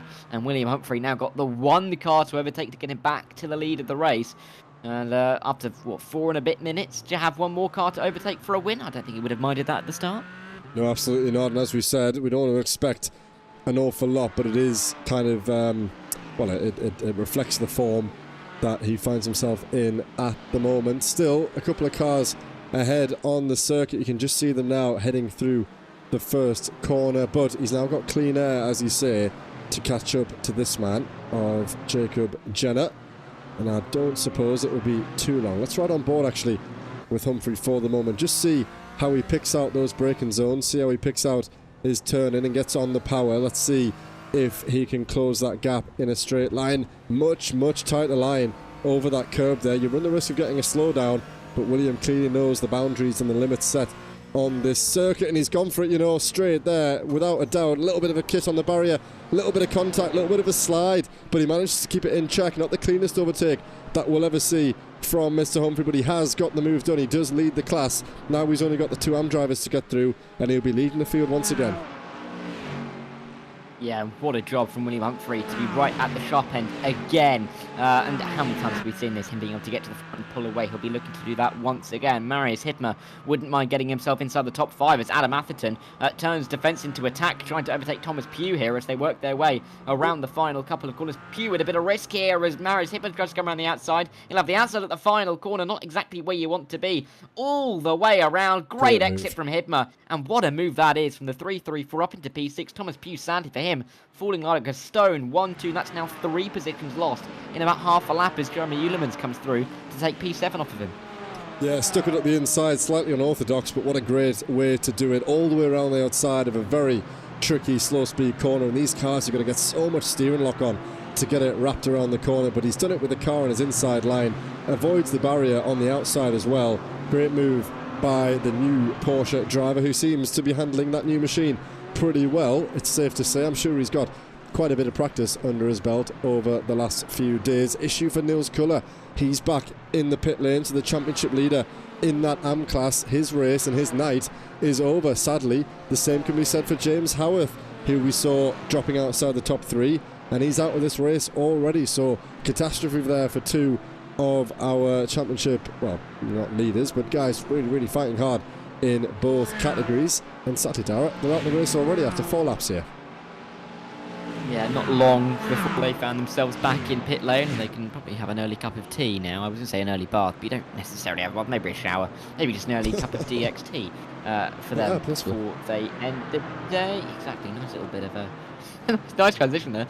I think we quite kicked up behind there. I don't think there was anybody going around, but definitely a couple of lockups by drivers struggling down in towards turn 9. Difficult corner to get exactly right, and we're seeing that a couple of times here. Good move to make a bit of a send, because drivers on the outside are almost scared to keep their foot in if there's a driver setting it to the inside with the nature of the corner, as we momentarily go through the building to see Marius Hittmer's move. Another move now from Hittmer. He's gone on the inside at the final corner, as he did at the outside before, and he is just finding everywhere to make moves. Really impressive. Yeah, really mastering that corner, clearly. He's done it on the outside on the previous lap, done it on the inside on that lap, and that's him now inside the top 6 in class. Humphrey still behind Liam Fraser, although he's got them right in their sights. Let's see how close he is now to this lead battle. Of course, these two ahead battling for their own class victory, so nothing will be given by these guys. Humphrey can be early on the brakes, early on the power, trying to get a good exit down these straight sections while these two go side by side. I would suggest will close right up through the final couple of corners. Will probably make the pass going into going across, should I say, the start-finish line. Liam Fraser has just taken Luke Bailey for the lead of their class, and let's see as Will looks to go around the outside. Is he going to get the power down nice and early? I think he's going to have enough to take the Porsche before the braking zone into turn 1. Not going to be enough, though, to get past Liam Fraser, who's already checked out. A second clear of Luke Bailey as we cross over the start-finish line for the 6th time already in this feature race. Humphrey up and through, and crucially, is already about 4 seconds clear of his championship rival. So that was a great start to the race, as expected. Was that Humphrey, or was that Bailey who clipped the wall there? I don't think it was anybody. It's just someone going around that I saw. I think it was a TCR that was spinning around on the exit of turn number 1. Not too sure who it was. Could have been James Hayworth right at the back of that TCR Pro order. But let's see again what happened with Lawrence Denut. And this is from the start, I do believe, isn't it, Joe? What did befall these guys? Is it just the Constantina effect? Everybody checking up? Yeah, I think it is. Oh, sorry, we don't want to do that exactly, but yeah, it is. Look at that. Cars stopping on the formation lap, which is nothing you can really do about that. I think that's all the contact that we would have seen. Spa are pretty eager to get on, but again, another concertina. All these guys parking up, which would have been the front to rear contact that we found. And you can see, I want to see if there's anyone. Yeah, look at that. There's issues ahead. Let's see. Maybe this is a better angle. I feel like some guys on that apex curb may have been sideways or may have come to a full stop. It didn't seem this slow as we went into the first race. But yeah, so many incidents, like we said, so many little things flagging up. Nothing bad there for Sheesby, interestingly. But yeah, massive gaps to start the race. Can't really be helped. That corner, just not an ideal way to start the race. And I think even single file probably wouldn't have helped an awful lot there, because since it's such a short run to the line at the exit of that corner, you're always going to have people who are stuck a few corners behind, who are of course going to check up. But I can't say I've ever seen cars come to a full stop on a formation lap. That shouldn't really have to happen, but around this circuit, clearly it has.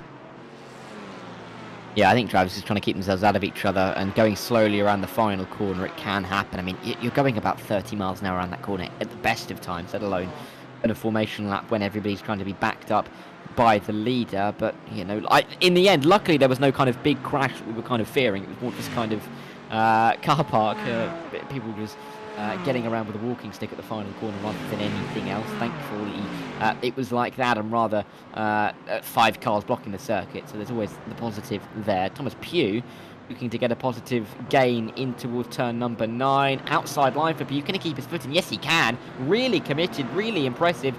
And the Axis Sim Sports car goes up into P7. Ulemans tries to fight it back. Nothing happening there for the 315, and there's still more battling up ahead involving Marius Hibmer. Yeah, once again, I think he's done it. I'm looking for it again. Let's find this one. He's done it again into the final corner. Has Marius Hibmer. He's behind the Mercedes at the moment. He sticks his nose up the inside at turn 10. Goes all the way the long way. Once again, this guy is absolutely nailing that final corner. We've caught him 3 times now. It's going to become his favourite corner on the calendar, I think, very shortly. Yeah, I think it might. He's been really impressive tonight. Of course, didn't really get the start in race 1 that he wanted, but able to pick his way through at the start of race number 2. Still 18 minutes left, and he's in the top 5. Podium very much on the cards for Marius Hibmer when it felt a long way off earlier on in the race. He was lapped by William Humphrey, mind you, in race number 1. To put himself maybe onto the podium alongside him in race 2 would be quite an impressive feat. Still a long way to go in this race. There's still lots of variables that could go either way, but for the time being, looking good for a couple of guys. And nice to see. We might have more drivers on the podium. Ooh, that was not the right line, and that's going to be a blockage of the circuit down at turn number 8. Yeah, I think that's... I'm not sure who it was, actually. I'm trying to catch up now. Thomas Pugh has been held up. I think that car might have been Jacob Jenner. I think. Let's just double check. Yes, it was Jacob Jenner in that blue... That's blue. In that green and black Mercedes. He's got... Is that Hibmer maybe up the inside? Yeah, unfortunate move there. And then contact...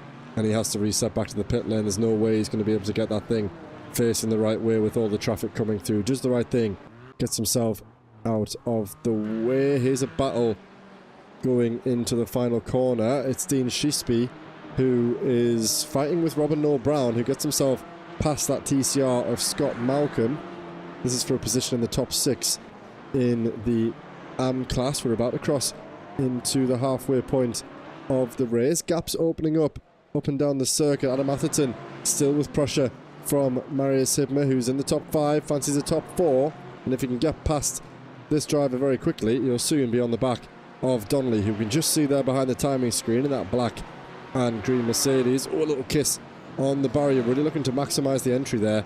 Somewhat cost himself there with a little bit of contact, but that's the risk that you have to take on a circuit like this, really taking liberties against the barriers and trying to maximise both the entry and the exit. Marius will fancy his chances. We heard him in the interview last week, filled with confidence about his chances to do very well in this championship, which we love to hear. At the moment, he's proving himself, well, he's backing himself up, isn't he, with the comments that he said last week with the overtakes that we've seen so far, and this is not good for Mr. Humphrey at the front, who's had an incident with Liam Fraser. I think it's just contact with another car. Dean Sargent, oh, he's got himself around, and then Dean sticks up the inside. Oh dear. Yeah, the TCR there, blue flag. Thankfully, Will styled it out, and he'll hold on to the lead. Oh dear. And then he whacks another car out the way for good measure.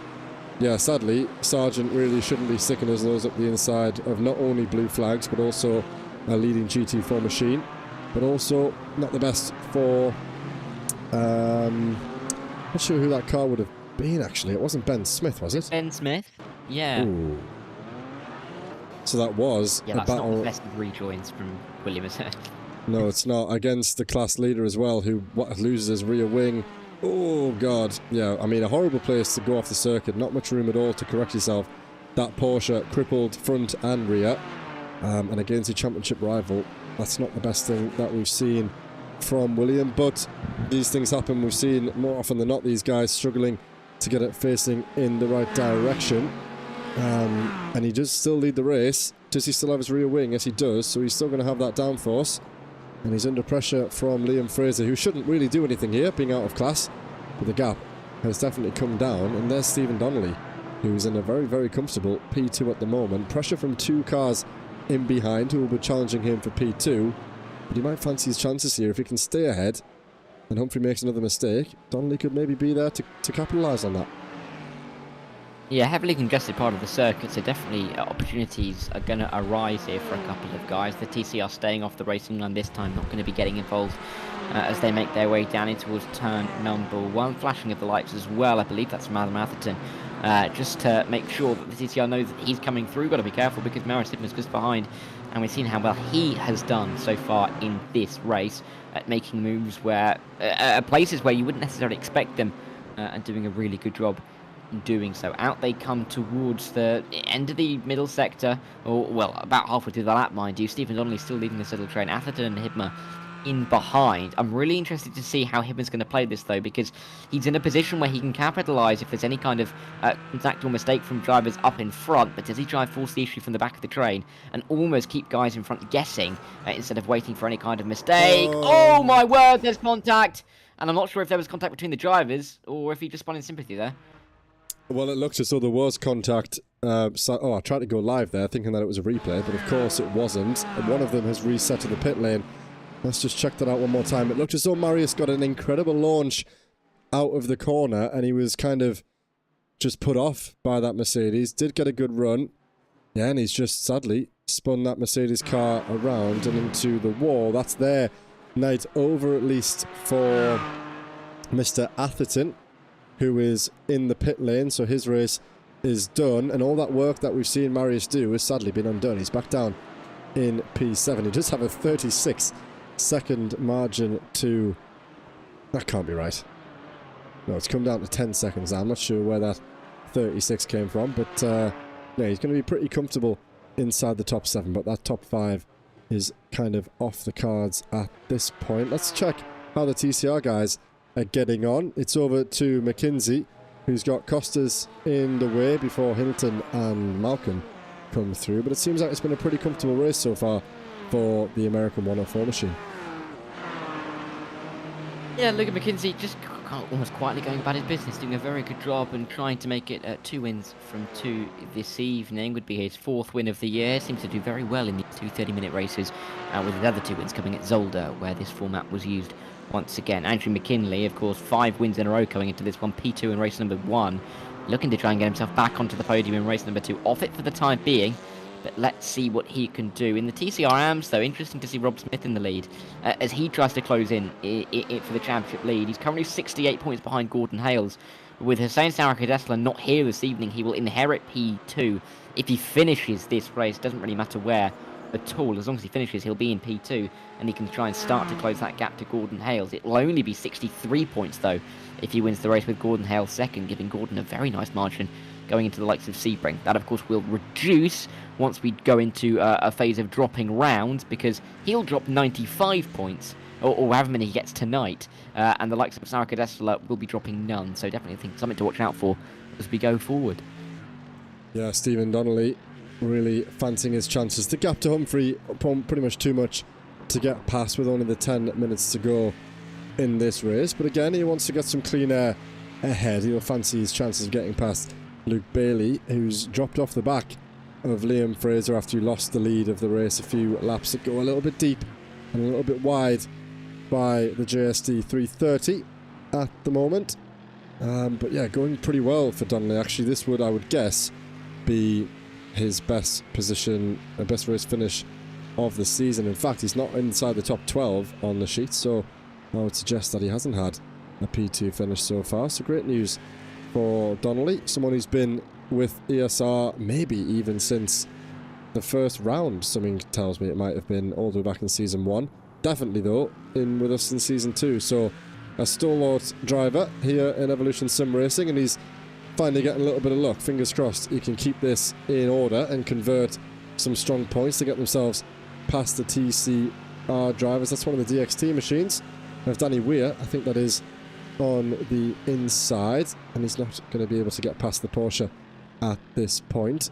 And Bailey is not going to give that one up. With Klaas Vellen coming through the same section of corners now, you'll know that if he lets Donnelly through, then the next car is going to be his class rival. Yeah, and this is going to be a really interesting little battle, I think. Klaas Vellen doing a stellar job tonight to pick up loads of points for him in the championship. He's also got an interesting livery on the car as well. Through he comes at turn number 6. Let's see if he can catch up to Luke Bailey as they chase after P2. But the Mercedes look like they've done pretty well tonight overall. Yeah, it is actually. We've got Tom and Azad 5 inside the top 9 at the moment. So yeah, Porsche and Mercedes dominance in the GT4 class, which is kind of what we expect. But compared to what we saw last season in the GT4s, we had barely any Mercedes really. It was Humphrey who was the one challenging toward the front, but aside from that, there weren't too many. I wonder what's changed. Not sure if anything's changed in the handling performance of that car with the new season perhaps. But yeah, definitely a favourite at the moment, riding high in all of our classes. But yeah, still a lot of Porsche dominance. Perhaps if we ever move to open setups in this category. Oh, there's a spinning Porsche in the background there. That's Nils. No, it's not Nils' colour. It's somebody else. Might be a blue flag. Nonetheless, he spun around. Probably got himself going by now, hopefully. And Humphrey making his way through that blue flagged traffic. We saw Donnelly did get himself past Luke Bailey earlier on when we were riding on board with Klaas Vellen. So his job done at the moment. Just has to see out the next 8 minutes of racing. It's been an issue for Daniel Poole, who's currently inside the top 10 of, I think that's the GT4 AM class. Yes, he is, but well out of the order, just inside the top 40 on the road. And aside from that, Dara, there's not too much going on inside the classes, of course. We've got Robin Noel Brown, who will fancy his chances of getting past Dean Sheesby over the next couple of laps. Robin definitely has the pace to make that happen. Let's ride on board for a couple corners, see if he can make that happen as they head through the second sector now, where we've seen some drivers make some mistakes. Fingers crossed Robin can get through without any issues. Yeah, Robin just trying to get himself up towards P6. Dean Sheesby is probably his real target. Can't get any higher up the order with the likes of Charlie Sothard nearly 20 seconds ahead for the time being. But that's always a good enough target just to get yourself one more position up the order. So you've got 7 minutes to do so. Let's see if he can juke and dive his way past Dean Sheesby, both in the same machinery, of course, in the Porsche. Noel Brown, though, sticking to the outside line, trying to get a better run into the final couple of corners. Will he do so? Let's see. I don't think the answer is going to be yes, really. Not enough of a run to have any kind of go into the final corner. You really have to have a slingshot to have any kind of sense down here. And I'm sure he'll be focusing now on turn number 1. The issue for Noel Brown, I think, big picture in terms of the championship is, yes, he will be dropping this round at the moment, but it's going to mean that he's not dropping many points at all. If he misses one race, it means that these points are going to count throughout the rest of the season. And even if he gets up into P6 here with the outside line on Dean Cheeseby, he's only going to be picking up about 30 points tonight. Ooh. That's too deep. He's off the circuit. Now he may even be losing out to Matt Stays. Yeah, I thought that one was almost signed, sealed, delivered in the entry into turn 1, but too late on the brakes, too hot.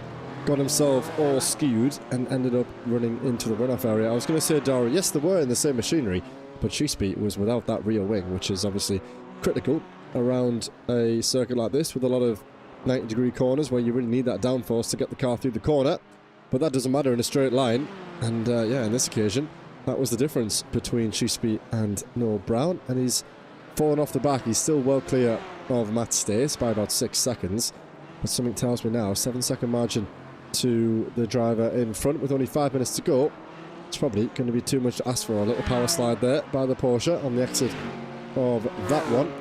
And Luke Bailey is the only driver with some company at the moment. A little bit happening lower down the order between Malcolm and McKinley in the TCR Pro class. We'll catch up with that in a moment as the TCR gets nicely out of the way. But Class Vellum will fancy getting himself up past Bailey, who started the race, at the front of the order. Currently inside the top 5 overall. But yeah, could be under pressure from that Mercedes in the final couple of laps here. Yeah, let's see how this one's going to develop though.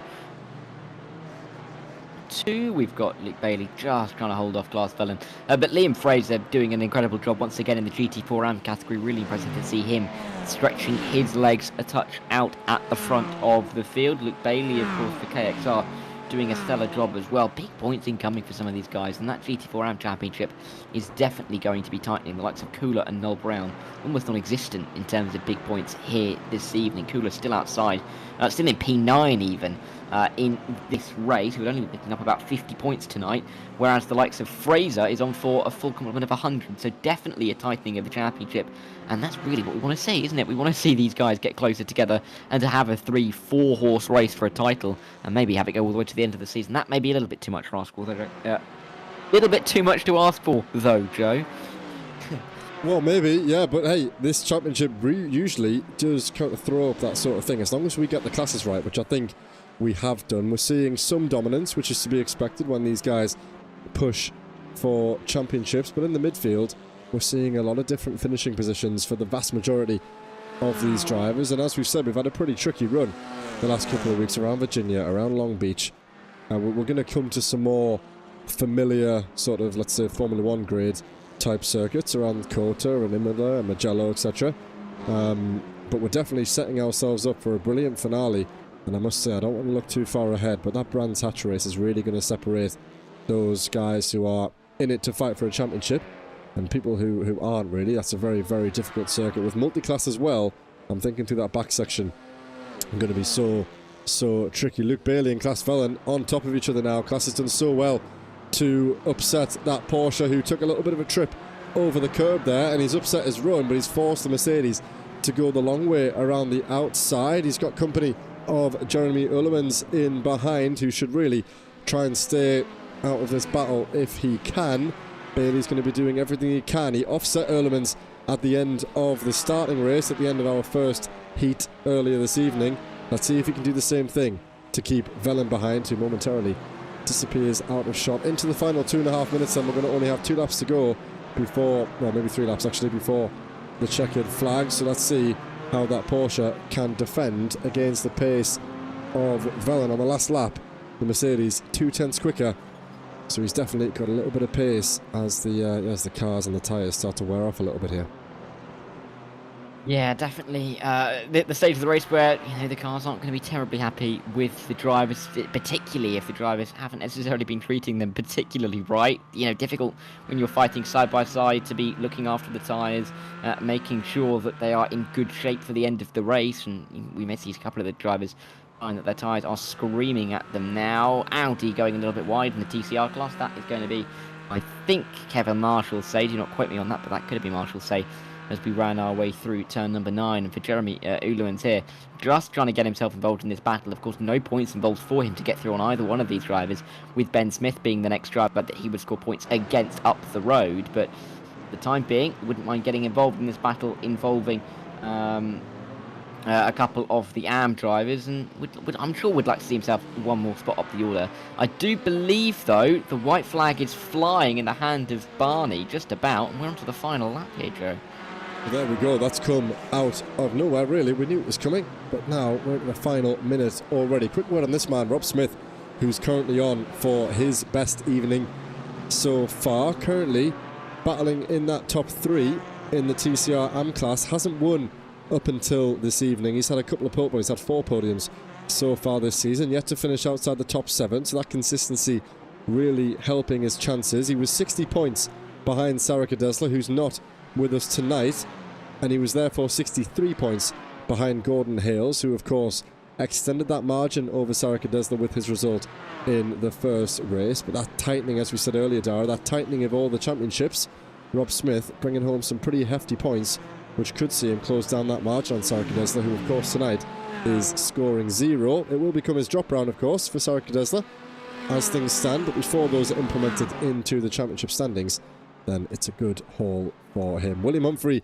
has done what we really thought he might not be able to do around a circuit like this, and unlike McKinley, Humphrey extends those win streaks. It was 5, it's now 7 as he crosses the line to bring home maximum points for the 3rd race running, and that is of course his 8th win, I believe, of the season. Is that right? Yes, it is. His 8th win for Humphrey, crossing the line ahead of Stephen Donnelly, which is his best result of the season. And Ben Smith, after that momentary bit of contact earlier on, he at least manages to bring home the podium. Liam Fraser does very well to hang on to the position that he found himself in at the start of this race. Of course, top 3 in the championship. Klaas Vellen holds on to P2 in the end. And what happened to... who was it that we're following on with before? Was it Luke Bailey? He's dropped down to P4. So Luke Bailey had an issue in the end. Here it is. Let's see what happened to him then. Down the start-finish line on the white flag lap.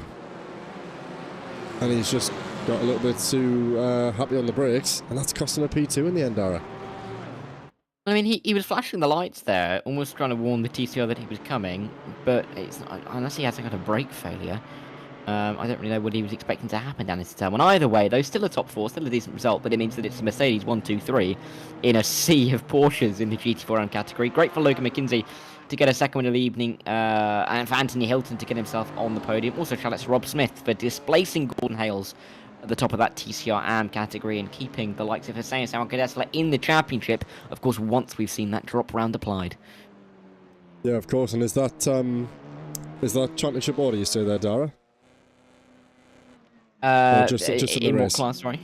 In the AM class? Is that Smith moving up the order? Oh, no, well, Smith will move up the order ahead of Hussein Sarakadesla for the time being. He'll still be behind Gordon Hales, but with Sarakadesla dropping 0 points when we do, Gordon Hales at the moment would drop 95, so would fall right back into that range, and so would Rob Smith. So it would definitely mean that it's a tight championship. That's for sure. Very good. So that is tonight's racing concluded then. All in all, pretty successful, apart from the issue at the start on the formation lap. But as we say, that kind of thing is a little bit indicative of a circuit like this. So William Humphrey has done what he has been doing for the last 3 weeks, and he wins out at the top of the GT4 Pro Class by again over 8 seconds, ahead of Stephen Donnelly, who gets his best result of the season. So congratulations to Stephen. Ben Smith manages to get himself on the podium in the end after a little bit of an issue earlier on in the race, and he will finish ahead of Jeremy Ulemans and Jeff Hibbert inside the top 5. Thomas Pugh and Marius Hibmer, who we saw making his way through the pack, had one issue going into... what was the... oh, yes, he made the contact with the Mercedes on the exit of turn 6, I think it was, and he cost himself a few places. Mitchell Costas, on his debut, has done very well ahead of his teammate Laurent de Uden. Adam Atherton, who was, I believe, the Mercedes who made contact with Marius. He finishes just inside the top 10. Joe Sparrow, who didn't qualify in the first race, will finish one lap down inside the top 11.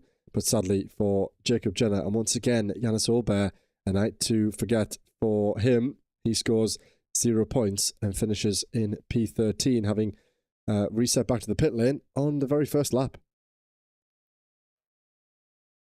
Yeah, decent result in the end for them. Moving over to the GT4 AM category, though, and it was Liam Fraser who ended up winning the race for the Moonshiners Racing Club. 2 from 2 from him this evening in what was a fantastic display all evening long. Klaas Vellen was in P2. Another good result for the German as he looks to try and find himself a little bit further up the order, and he found himself just ahead of Edouard Grobe, who was inside the top 3. Luke Bailey and Charlie Stottard 4th and 5th. Not too much to separate those two, with a big gap back to Dean Sheesby and Robin Earl Brown, who finished in the end 6th and 7th. Earl Brown able to recover that P6 after making the mistake down at turn 1. Matt Stace and Niels Kooler finished 8th and in 9th.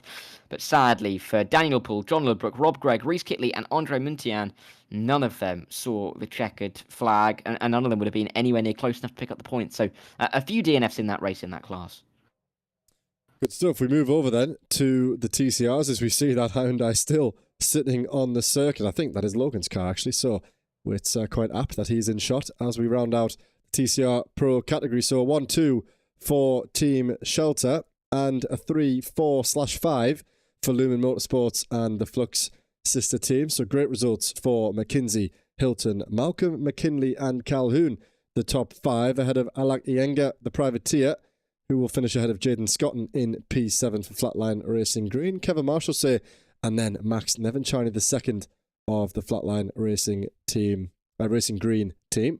And then it will be James Howarth, who, again, we've said a few times tonight, was right up there in qualifying, right up there during the first race, but sadly in the end for Mr. Howarth, not the kind of results that he will hope for. All of these guys should score points unless any of them came in at the pit lane on the last lap, but I don't think they did, which is again great news for those TCRs from 1 through 10, all of them bringing home some points. Bit of a different story in the AM class for the TCRs. Rob Smith won the race ahead of Gordon Hales, but there weren't too many other finishers just behind. Steve Rubino, the American, getting a podium in his home race. 4th and a 3rd tonight for him. I'm sure he'll be happy. And the Flat Cap racing team will be happy with that display. P4 in the end went to Danny Weir, with P5 going to Andrew Fellows. Mark Parkhurst was a lap down, but will pick up the points for P6. Sadly, though, for Dean Sargent, Jason Haddington, and for Martin Kenyon, those 3 were a long way down, and therefore will not pick up any points from race number 2. Very, very good, Dara. So there we go. We conclude the 4th round of the championship, and we have a nice rounded 3 drivers waiting for an interview. So I'll leave it up to you as to who you wish to bring in first, and I will do the necessaries, and we will be ready to bring those guys in. If you just give me one moment, and then we can begin. Looks like we've got Liam Fraser. I think it'd be good to get a word from him to start off with. 2 wins for him tonight. We'll see what he thought of it. We'll bring him in now. Liam, welcome in. Can you hear us? Yes. Good evening, Liam. Well, first of all, congratulations. Some good results. You started right toward the front of the pack in that second race. Just talk us through how you were feeling. Obviously, the Mercedes seems like it's quite a popular car so far this season, and just talk us through how you managed that race with a couple of a bit of pressure from the GT4 pros. Then, of course, when Humphrey eventually came through, you were doing quite well to battle. I forget who it was, Luke Bailey, toward the front of the race. Yep, so got away nicely. I was a bit more aggressive in the start of the second race. Didn't want to fall another spot. I was second in AM. I knew I had really good pace. I knew I probably had better pace than Luke. Definitely not anybody else really, but just stuck to my game plan, nice and calm. So I don't know why, but I've pretty decent pace around here. I go really well or have done in the past in the officials. Unbeknownst, I don't know why. The Moonshiner's put on a good car today in his fixed cell. But the Mercedes was definitely the car to be in, I think. Today, the curbs, you could hammer the curbs. Seem to be braking later than the Porsches. I wanted to pass on track for the lead, which I managed to do. And I did put up a big fight for P1 overall. It didn't seem to make sense. Flying along, and then all of a sudden, I don't know if you caught it on stream, but I found into the hairpin the leader of the pros going backwards. So we nearly had a head-on in the final corner. And then from then on, it was just do my laps and I'd do well.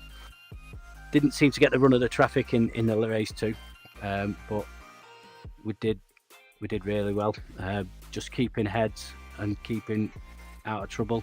0x for both races for me.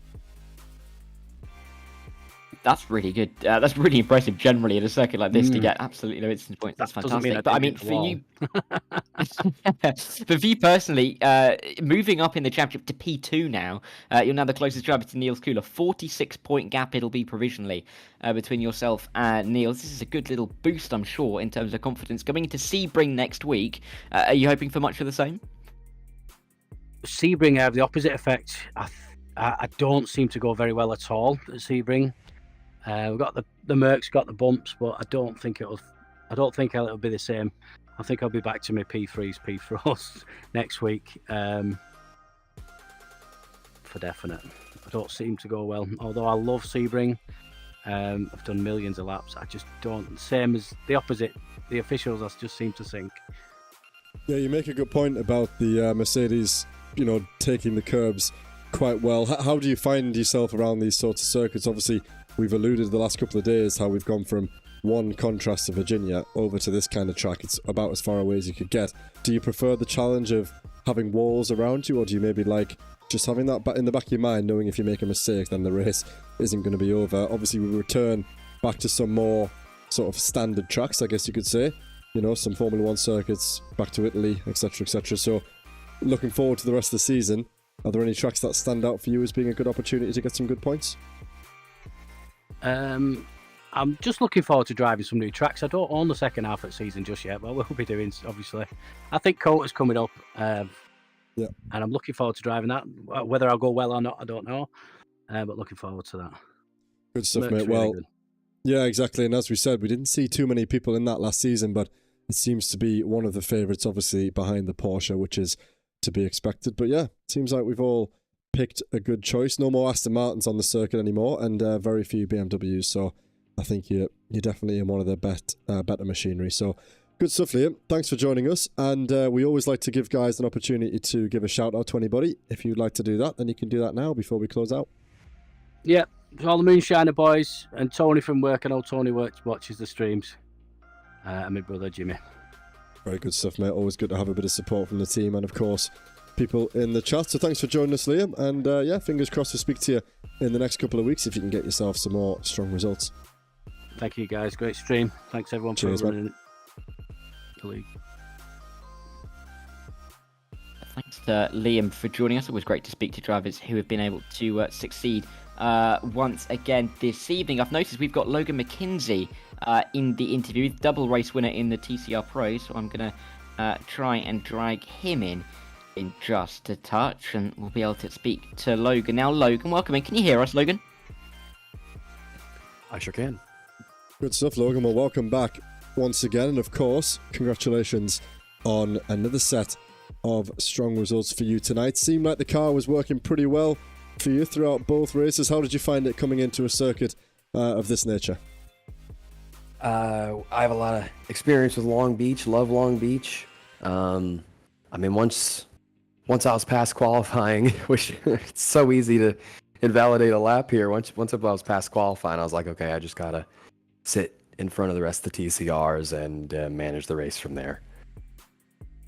And yeah, so we're approaching the halfway point of the season already. A good 1-2 for the team. Some good points, bearing in mind you're only, about 20 points off of second place in the team's championship. Is that something that's in your mind, or are you just fully focused on doing your best, and then that will obviously follow? If you continue this strong run of form, the team will benefit from that as well. I think it's definitely a little bit of both. As an individual, I got to focus on winning these races, beating Andrew, but for sure, the team championship is a consideration. Jay missed this week, so Andrew was right there to pick up the slack, the double podium finish. So I think we as a team, no complaints today. If we keep driving like that, then those 20 points will vanish. Yeah, and I mean, for you as well, looking forward, I mean, you had, of course, that great opening race at Zolder. You picked up some second places just behind Andrew since then, but now really being able to stamp a little bit of authority over you. 50 points will be your advantage going into Sebring. Sebring, Kota, 2 more tracks with 150 points up for grabs in those races. Are they circuits you're looking forward to? Do you feel strong at those places? I'm going to be in the minority when I say I'm looking forward to Coda more than Sebring, but both those tracks are pretty high up on my list in terms of places that are great to race at, especially Sebring's a great touring car track. You got a bumpy surface, you've got some tight corners, big curbs. It's a lot of fun. Yeah, and of course, we're right in the middle of that 5 weeks worth of US circuits, which I'm sure pleases you quite a bit. And I would agree with you, by the way, when you say that. Not controversial to me. I'm a much bigger fan of Coda than I am Sebring. Let me ask, if you don't mind, are you proximate at all to any of these circuits? Do you live nearby to any of these? I know America is extremely vast, but I'm curious if you if you've ever found yourself nearby one that we're racing at. Well, Road Atlanta is my home track. I live in the larger metro area. It's a large area, but I hit Petit Le Mans every year, so that's always my, if that's on a schedule, I circle it. But if it's not on a schedule, there's so many other tracks that I am fond of in the area. I've been to Coda. I've been to an F1 at Coda. The year that Hamilton and Leclerc got DQ'd. So I'm looking forward to it. And even once we leave America, the whole schedule's got me excited. Good stuff, Logan. Well, awesome to speak to you as always, and fingers crossed that the championship continues to go your way. And as always, I'd like to give an opportunity for a shout out. If you've got anyone that you'd like to give that to, you can do that now. Yeah, I'll give a shout out to the whole Cat family. I've got Ridley and Suzuki looking at me, and Indy is somewhere. So those three are all over the car, and they're definitely adding a couple horsepower just by being on the car. So shout out to all three of my little daughters. Lovely. That's good stuff, mate. Well, thanks for joining us. And yeah, maybe we'll speak to you again very shortly after some more strong results. So enjoy the rest of your day, the rest of your evening. And yeah, we'll catch you up in a couple of weeks. All right. Thanks, guys. Good stuff, Logan. Thank you. Thanks to Logan McKenzie then for joining us this evening. Great results for him again after his successes in the opening round at Zolder. And someone with similar amounts of success, it's fair to say, with a P2 and a P1 this evening in the TCR AM class is Rob Smith. And Rob joins us now. Can you hear us, Rob? I can. Hello. Good stuff, Rob. Yeah, welcome. And well, first of all, as I always say, congratulations on another set of strong results. Very consistent from you tonight, and that will, of course, before the drop rounds are brought in, move you up into the top 2 in the championship. So first of all, talk us through that race. How did you find the track? And then also, does that give you a nice little boost going into the second half of the season? Yeah, thanks very much. Well, I do like Long Beach. I've done a little bit of officials here before, but never in a TCR. So it was good to get out in that. But it's I haven't done much practice this week. It's we've been racing Daytona all weekend, so so I'm really surprised I was able to be this competitive as I was. So, but yeah, it was great racing. Apart from the carnage at the first hairpin on both races was kind of expected. We all sat there at the back waiting our turn. Always feel like waiting for our name to be called. But then after that, it was the racing was great. I was able to get into flow.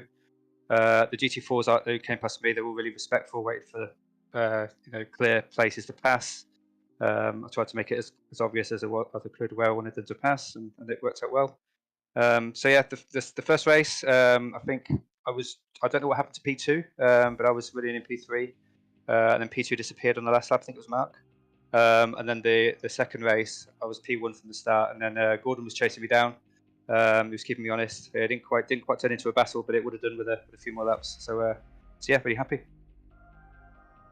And of course, great results generally for you. You mentioned Daytona briefly. I've got to right there for ask, how was your Daytona race? Yeah, that was my first 24, so it was absolute madness. So I was in with all the flatline drivers, so in with Marius and Jason and Jaden. Well, Jason was an honorary flatline for the endurance, but yeah, it was great. It was a great experience. It was great to spend all that time with the guys. We had fun on the track. We had a reasonable result. We finished P10. Few offs. We did the Saturday split, which was the wet one, the 12 o'clock one. So that got a bit chaotic in the middle of the night, but it was yeah, loved it. I'll be doing more. Yeah, it did get a little bit wet, didn't it, over the middle of the night, but good to hear how well you did. Looking forward, though, for this championship, Sebring, Kota coming up. You have to say, very different characteristics from here at Long Beach. Do you still feel like you can keep up this kind of good form, good momentum? Yeah, I hope so. I mean, I like Sebring. I tend to do okay there. Kota, I've not really raced on iRacing, so that'll be a new one for me to learn. But yeah, should be. I'm hoping to keep the consistency up and hang around the podium places. Yeah, and talk to me briefly about the teams championship. Of course, we know that Flatline, I think, probably the team that have the most drivers in and around, between the three teams. You guys, though, lead the way in terms of the three Flatline teams. Only really 60 points outside of the top three where the trophies are on offer. So is that something that you guys talk about, something that you think about, or do you just drive your own races and see where you end up? Yeah, we do a little bit. I mean, a lot of the teams are all in voice chat together, so we're kind of we're not really thinking about our individual teams and the rivalries that way, but as much as we probably will be later in the season. But yeah, at the minute we're just all racing and having fun together, and yeah, so it's a great bunch. We've got a really good bunch of guys together now. Good stuff. Well, as always, thank you for joining us, and I'll give you a chance to give any shout outs if you'd like to before we close out. Yeah, just as I said, just the whole Flatline crew. It's a really nice community we've formed now, and yeah, chat to all of them. Awesome, Rob. Well, thanks for joining us, and yeah, good luck next week with the rest of the championship, and of course, good luck to all the guys over at Flatline, and yeah, we might speak to you again in the next few weeks. Yeah, let's hope so. Thanks. Cheers, Rob. Smith then. Great to speak to some of the drivers that really excelled this evening. Some great results from all three of those guys. And a few new names I think we're going to have to put into the championship pictures, Joe, into next week.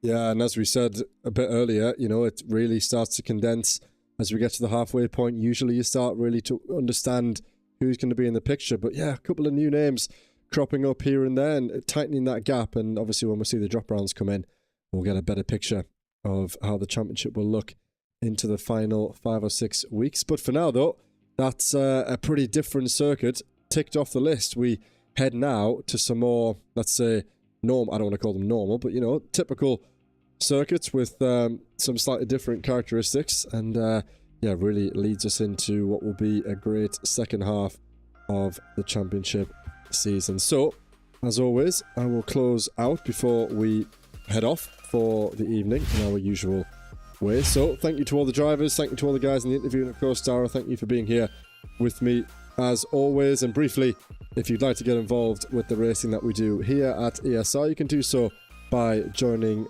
the QR code on screen now. Waiting lists for Mondays and for Thursdays, with all sessions starting at 7:30 UK time. We've crossed over the 700 members mark now, so a great group of lads between the GT3s, the GT4s and the TCRs. So get involved if you'd like, and yeah, maybe one day we'll see some new names appearing on the grid, which happens all the time. We always have new people trying to get involved, and at the start of every season it's always a great chance. So thanks for watching to everyone in the chat, and as always to those who stay until the very end. And myself and Dara will catch you in a couple days from now when we look at the GT3 Split B series again around Long Beach. So one more event for these drivers to handle around the streets of Long Beach before we make a return back to some more standard racing tracks. So thanks all for watching, and we'll catch you in a couple days.